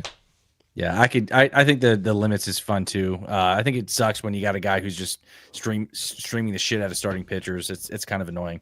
So I think I agree with the ad. But you ask what hitting category you should add. It'd be nice to know what hitting categories you already have so we can answer it. So I assume you're probably the standard 5, which are average, runs, home runs, RBIs, and stolen bases. So I don't know if that's the case, and I'm just guessing here. Maybe OBP, maybe slugging, maybe OPS. I don't know. What do you guys think? Yeah, that's fine. OBP. OPS. Yeah. If you're not doing OBP for average, then yeah, OBP first, but then OPS. Yeah. What about walks? That'd be kind of interesting, you know. I did fielding percentage. A walk is as I'm good as a single, is it not? Yeah. I tried to be so. You can get out of your ass. You can get out of your element. I did fielding percentage when I started up a keeper league about 11 years ago. Percentage? Yeah, did that end? Did it, That's it was hilarious. an option on Yahoo. I did it. All right. And people were like, this sucks. Yeah, is that over now, or do you guys still have that? Oh, that league exists, but we got rid of it the next year because people were screaming about they hated it. But I went too far. I went too far. I admit it. Yeah. All right. I have to give a shout out. Tony says, I want Verlander to get his 300 wins so badly. And he also says, as a Cubs fan, they wanted to make their bullpen as good as possible since the pen was pure trash last year. And that's why they got Presley. Okay, that's fair. I get that. Yeah, Chad also saying, it's Royals always get the best option regardless of money. So Estevez contract shouldn't matter. Interesting. Going against Britain. Oh, and then the sheriff, Eddie's here. What's up, buddy?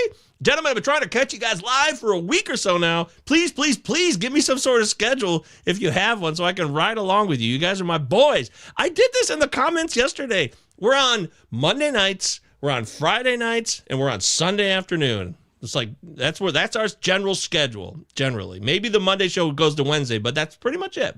That's when we're on. Yeah. Lock it in.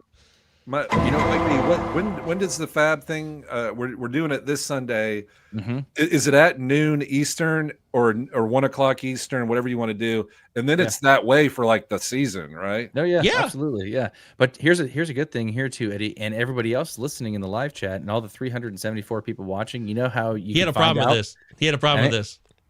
You can hit the little bell notification on when we go live on YouTube. Okay. I don't know what he's doing wrong, like unsubscribe, resubscribe, hit the dingy bell again.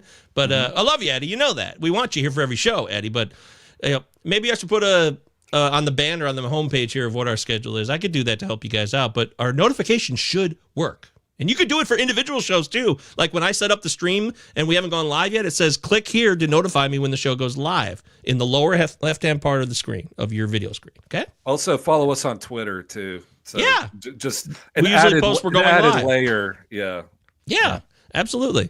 Oh, Napster, damn! Get on the Wayback Machine. That's right, Napster.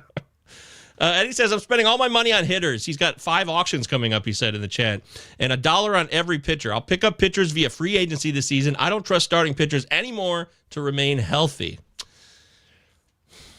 You don't need to be extreme, too, though. You could be like a little bit like, okay, I'm going to go on this pitcher a little bit, but don't have to spend the farm either. I'm just saying. I was getting ready to say that as well. But I stole your thunder. Sports radio call out. Yeah. I want to ask you guys a quick question here, pivoting just ever so slightly. Hit me. In terms of just drafts, because I've gotten this question a lot on Twitter in terms of people entering their drafts. Out of all the drafts that you guys have had this year, who are a couple of guys that you have wound up with heavy shares of? Most shares of. Most drafted. I can guess one of Britain's, and I'm going to say it's Brent Rooker, and really any Oakland Athletic or Sacramento. That's very Athletic. easy. Yes, sir. But Britain, outside of Brent Rooker, who are some of the guys that you've heavily targeted or have a lot of shares of? Hunter Green. I know Michael Govier disagrees. I respect his opinion. I'm all in on Hunter Green, the starting pitcher for the Cincinnati Reds. I love his stuff. I think he is primed and ready. And people say, oh, it's a hitter friendly. Like Trevor Bauer won a Cy Young in Cincinnati. I mean, it can happen. So I'm a fan of Hunter Green. Plus, you can get him late. Yep. So Hunter Green is my number one targeted starting pitcher. He goes in like the Hunter Brown, not to go all Hunter on you, but like Joe Ryan. Roki Sasaki, no way, man. Give me Hunter Green, and I would say Brent Rooker is my number one target for hitters. He's figured it out. I love where he's going to hit. I think the Athletics are coming on strong. I really like them in a minor league ballpark in Sacramento, and I think Rooker is going to get outfield eligibility too. So he's not going to be stuck at your UT only spot for that long, maybe a month into the season. So those are my guys. What about you, Govier? Well, I have Sandy Alcantara, a lot of shares of him. I'm back. Shocker. I'm in. Yeah, I know. I'm back with my boy. There's also the guy who has been on my tag here for many weeks right here. Luis Ortiz. Now, I know he just got – how do you do that? I don't know how you do that. But he got ripped in his last outing, or he just looked terrible. That's fine. Let the price. He's already non-existent on most fantasy draft. He's not being drafted in 12-teamers really for sure, and 15-teamers maybe. But the key is in the information that Stephen Vogt, manager of the Guardian, said that even though he got ripped, we think he can be an ace. He said that. That's what he said. So they traded for him from the Pirates. I thought he could do it with the Pirates. It didn't quite work out. Now he's with Cleveland. So maybe I'm a year early here. I admit that. Maybe I'm a little too soon. And maybe in 2026, Luis L. Ortiz has the big breakout. But we'll see. That's a guy I got a lot of shares of. I love him. Real quick, because somebody brought up Trevor Story earlier in the show. Just want to bring this up. Alex Cora did they? Say, by chance? Yeah, they did. I promise you. Alex Cora said that Trevor Story is fine. They plan to play him tomorrow. So in the game. So he has some back discomfort. But I wanted to bring this up because I thought it was funny, Gove, because you and I talked about it on the show last week or 2 weeks ago. I have this starting pitcher in every single league that I'm in, both of the NFBC leagues and both of my Yahoo leagues. Aaron Nola. It worked out. But here's the thing. I didn't go into this wanting to draft him. It's simply because of the fact that he just kept falling and the value was so awesome. I was like, how do I not take him here? Because we talked about this on the show. Like, he's almost a lock for 200 strikeouts. Like, there's some leagues where he's like my third or fourth pitcher. So, and I think from third, that's great. But I think, a lot of my leagues, he's a fourth SP for me. So, I don't know how I never draft him, but this year I have all the shares. And I think that was just like the hex that was put on me after we talked about it on the show. So he's literally the most consistent starting pitcher in the league in the past 5 years. Like health-wise, inning pitches. Now, if you look at his WHIP and his ERA, maybe not great, but going to get you wins. and he's Yep. going to play. So yeah. Another one of my guys, real quick, is Vinny Yeah. Pasquantino. I have him in almost all of my leagues. I think every one of them but one. So I like him a lot. I do. Yep. I just haven't. I think I missed out one time. I was about to draft him. I waited. He was gone, but I would have. Durf Boy's in the house. Hey, Durf Boy. Does Bubba Chandler get the call if Jared Jones is done for the season? I think a lot of people are thinking this. This is a very important question. Yeah, it's a topical question for the moment here. But if you listen to, we just did the Pirates with Ben and Robbie. Shout out to Benjamin Chase and Robbie Baseball on the next big three. And there are guys who are in that system who could also come up right now that maybe aren't exactly Bubba Chandler, but close still. Not far off Thomas Harrington, who Ben Chase, our master, Ben Chase, who we love, knows prospects as well as anybody, said that he was graded as high as George Kirby was graded when it came to command. Okay? So that guy's ready to go at AAA as well. So I don't know if it's a guarantee that Bubba Chandler. Everyone wants Bubba Chandler to just be Paul Skeens this year, but that's not how it works. It just doesn't. Bubba Chandler got optioned like 3 weeks ago. Yeah, I was just going to say AAA. Like, so the two pitchers that are currently in the rotation are Bailey Falter and Cameron Moldulskinski. That's not how you pronounce it. Starts with an M. Moldinsky. Okay, so over 4 ERA. The guy that I like is Thomas Harrington. He is still with the big league camp in spring training camp. He kind of reminds me of I was going to say Greg Maddux. Okay, that's not fair. But he is a painter. Like, he is a control ground ball pitcher, which is great for the Pirates in their ballpark. Thomas Harrington, I think he's not currently going to make the rotation according to what roster resource has, but like, he's kind of the guy. Like, if you every level of the minor leagues, and I've looked at it, A, high A, double A, triple A, he's performed. Now, he's not a big strikeout guy, but he's a 3 ERA guy, and his command is exceptional. He's really talented. He's still with the club. I don't know if Bailey Falter and Carmen Moldazinski. Okay, fine. Andrew Haney. Woo! Get excited. And Andrew Haney's actually a good pick too. Like a lefty in that ballpark isn't a bad thing. Andrew Haney might kind of have a sneaky good year. I would never draft him, and I'm saying I knew it. But don't write him off either. Like, if you're a lefty pitcher in Pittsburgh, I think you're going to be fine. But Thomas Harrington is the guy that I like. What do you think, Mike V? Yeah, I want to talk on Bubba Chandler because I think you guys already hammered that point home, and I agree with you guys. But I do want to touch on Bubba Chandler really quick. I do think he will be up if the Pirates are smart. And I think he probably tracks around the Paul Skeens time frame, maybe May, June. He's looked phenomenal in spring, and this is not a guy that's this is just a dude, right? He's a top 20 prospect in all of baseball for a reason, and because his stuff is elite. So the Jared Jones injury is obviously a blower, but when those guys are healthy, they're going to have 3 studs in their rotation. And I think we're going to see Bubba Chandler sooner than we think. I don't think it's going to be anytime soon, though. Like I said, it's probably going to be late May, early June is my prediction. I have no inside scoop on this whatsoever, but they're going to also probably going to want to limit his innings and also have another year of control with Bubba Chandler, which hasn't been talked about yet. So I agree with you guys, Britton. I love Thomas Harrington as well. He should get the next start. Will he? Or that he should get that spot in the rotation? Will he? I don't know. It'd probably be somebody boring like Andrew Haney.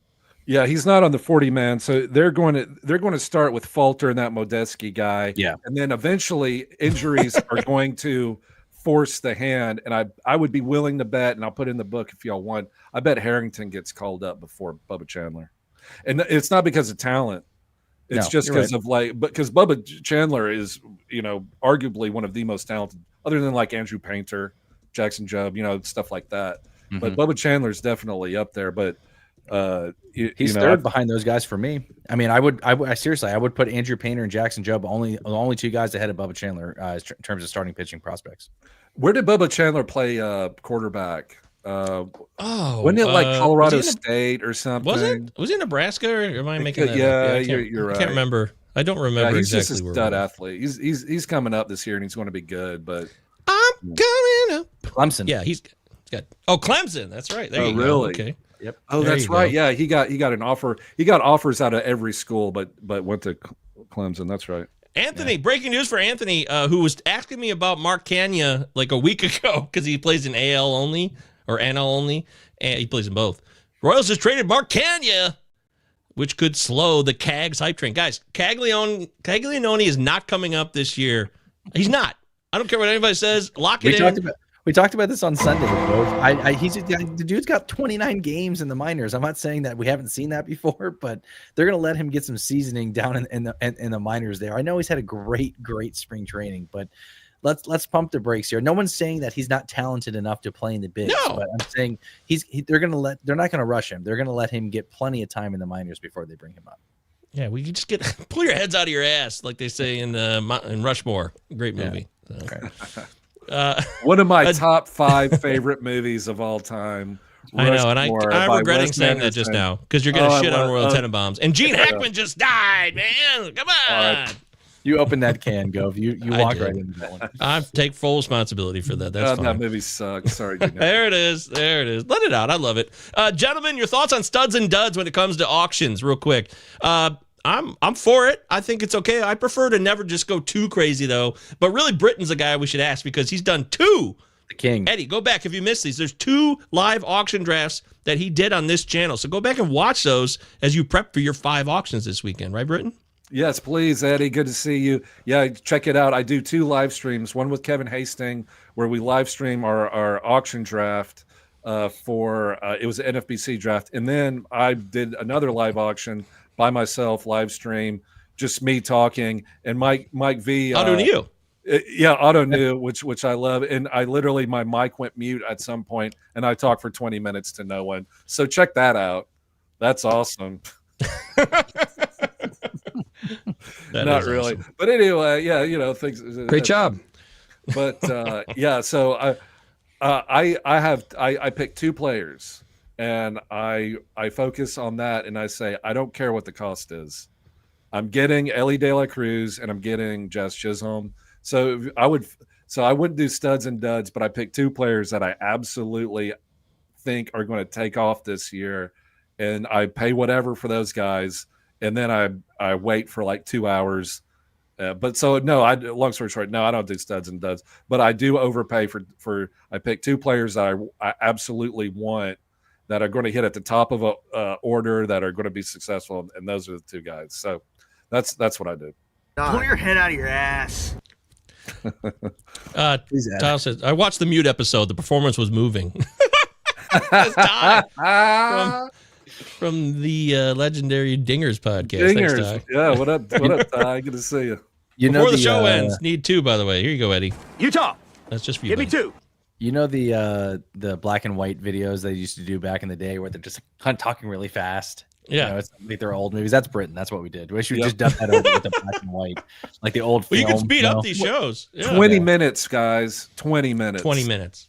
20 minutes. We just cracked 400 viewers right now, by the way. Thank you so much, everybody. 400. That's a nice number. We feel good about that. We don't take it lightly. If you're over on a Twitter or something else, by the way, jump over to YouTube and subscribe real quick, just for the hell of it. It only takes a second. Just go bloop. You're done. All right. I know we got to wrap this up eventually, so do you guys just want to do a final free form, get everything out that you need to still say, or do you want to do breakouts or insane fantasy takes, or just open forum? Yeah, let's. I mean, if you guys are okay with it, let's do open forum. Anything you want to get off your chest, Britton. I want to bring this up with you really quick, and I won't spend a lot of time on it because we all know how good he is. And if you remember in the beginning of this series, I was kind of poo-pooing Ellie De La Cruz, and I had concerns about his strikeout rate. Would it surprise you to know that in my home league, in the league that I just drafted out, I drafted out of the 4-hole. You know who I took? Ellie De La Cruz. You're damn right, buddy. And he has had a... That's called growth, people. Yeah. He's had a great spring training, and I know how, dude's an insane athlete, which I love. One of the reason why I'm bringing this up, okay, and same thing with Jazz Chisholm, and I think this doesn't get talked enough in this space. I am all for sticking to your guns in terms of your takes or your reasons why you're in or out on a player, whatever it may be. But I also think it is important, is a professional development here thing from your boy, Mike Virginia. I think it's very, very important to remember that you can change your mind heading into another draft. If you feel like, hey, this dude's show me some stuff, it's stupid to be stubborn and not take these guys because of your take earlier on in the season. So I reserve the right to do that. I love admitting when I'm wrong. It happens quite often. I think it happens a lot in this industry. But at the same time, too, I'm now in on Ellie De La Cruz. I changed my mind. I think the athleticism is too good to ignore. I think this guy could finish as the #1 overall player in fantasy just simply because of the elite speed, the home ballpark, and the home runs in another year for Ellie. So the strikeout rate still concerns me. But at the same time, too, you look on the left side of this page, if you're watching on YouTube, this is a #4 overall pick for me. Arguably, you can make an argument for top 3. So, Britton, how do you feel about that, buddy? Yeah, I totally agree. I was out on Ellie De La Cruz last year. I said his strikeout rate's ridiculous. This isn't going to translate well. I drafted him in one league in like the 3rd round, and I remember talking about it later. It was a league that Paul Sporer was in, and he was a guest, and we talked about it, and I was like, this is the biggest mistake I've ever made. And it turned out to be the best mistake I've ever made. You know, sometimes you win in spite of yourself. But yeah, he works hard. Ellie De La Cruz is a hard worker. He has worked on his swing all off season. Terry Francona has talked about it. Like, this isn't just a flash, you know, Jazz Chisholm, like you see the blue hair and, you know, you see the attitude and you know, his swag, and you're like, oh, you know, you kind of have like a preconceived almost prejudice, or maybe the prejudice built in the right world. Yeah, but you're just like, oh, you know, this in real, like that, like that's not true. It's not. Like, Ellie De La Cruz is a very hard worker, and he's a star, and I think he's going to be well worth a top 5 draft pick, because you know he's going to steal bases. He's going to impact every single game he plays. And he's working on his swing for less strikeouts. And he's got a great manager who's going to mold, you know, his progression as a player and everything else. So I'm 100% behind Ellie De La Cruz. I was wrong last year about it. Obviously, he proved that. I think the sky's the limit. I think, I think he's going to be great. I think he's going to be powered. Now, the only thing you can kind of knock him for is average, but who cares? I mean, you know, come on, like, you're not going to get, like, this guy is like 30-30 situation. So, you know, I'm all for Ellie De La Cruz. I know you're on this train with me as well, but I think when you admit your wrongs, it doesn't make you full of shit or make you any less of a better or less analyst. I think it actually makes you a better one to know that you can change your opinion and go off of maybe improved data or maybe improved stats or whatever it may be, or your evaluations of players. I know you're in on this as well, but any thoughts on that? Yeah, we built this show on honesty. You know, when it first started, we're just being ourselves and being truthful, admitting our mistakes, and people would give us shit for that. Like, oh, great, let's do a show where they tell us what they got wrong. Screw you. You don't like that, then you don't belong here. We're going to tell you when we didn't get it right so we can learn. That's what I grew up on. You know, I was a teacher. That's what I taught students. Hey, I got it wrong. I don't know everything. You can ask me a question. I might not know the answer, even though I'm a teacher. I'm not a deity, you know? So I'm all for that. Always have been. I love it. I respect the hell out of that about both of you guys. You both be like, yeah, I was totally wrong. And I'll say the same. And I think that's what makes everybody on our show on the same page and unique, that we are willing to admit that. And I loved Ellie De La Cruz last year.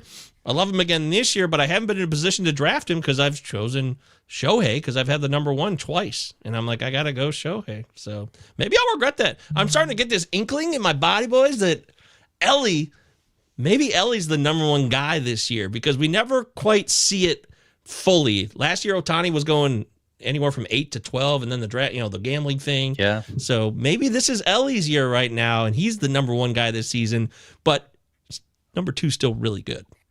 Yeah, they're all those players are good. I mean, you know, yeah.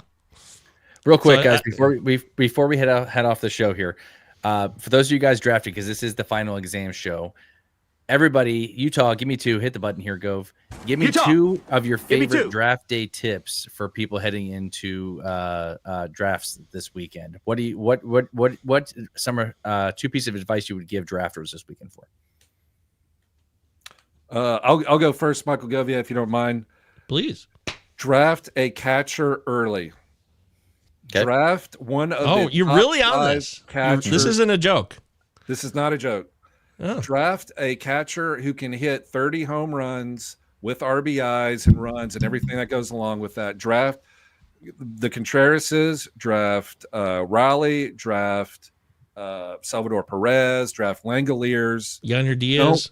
Yonder Diaz. Don't wait and get the scrum later. Like these catchers are difference makers this year more than ever, with Tyler Stevenson gone, Francisco Alvarez gone. You're losing the opportunity to make an advantage. And even in a 12-team redraft, like if you draft in the 6th round Wilson Contreras, who's going to play first base or DH or whatever for the Cardinals, it's the player that you're losing on right there. You can find somebody later. There's plenty of players in the pool.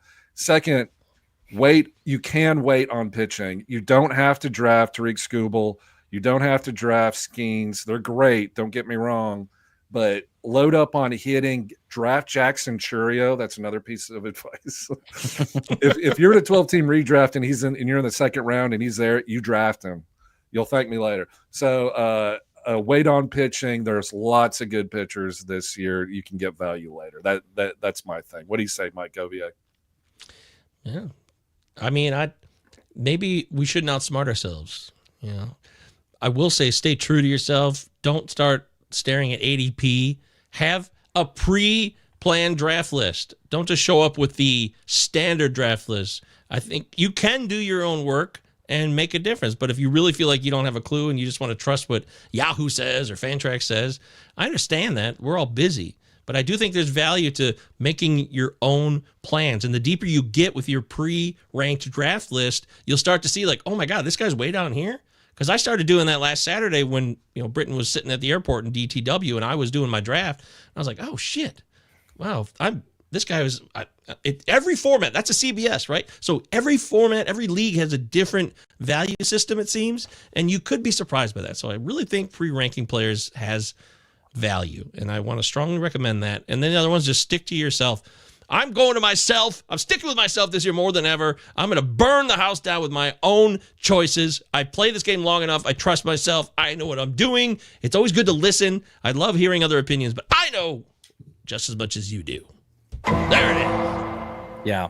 And the two, I love what both you guys said. The two things for me, while it's you're waiting for your next pick, don't just sit there and play on your phone or whatever it may be.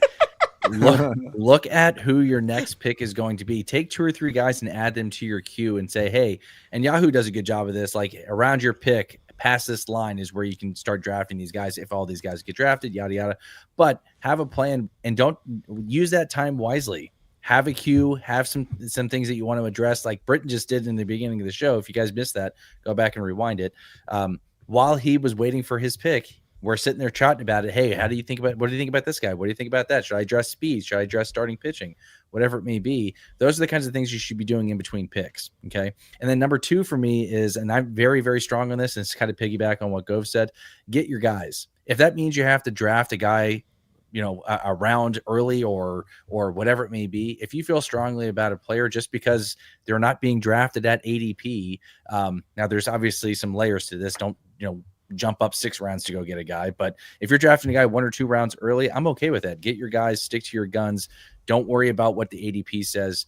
If you feel strongly about a player, make sure you go out and get him. I've done that multiple times in a lot of my drafts already, Vinny Pasquantino being one of them. So just a piece of advice going into draft weekend. And draft Porter Hodge late. And you're going to get the closer. You're going to get the closer for the Chicago Cubs.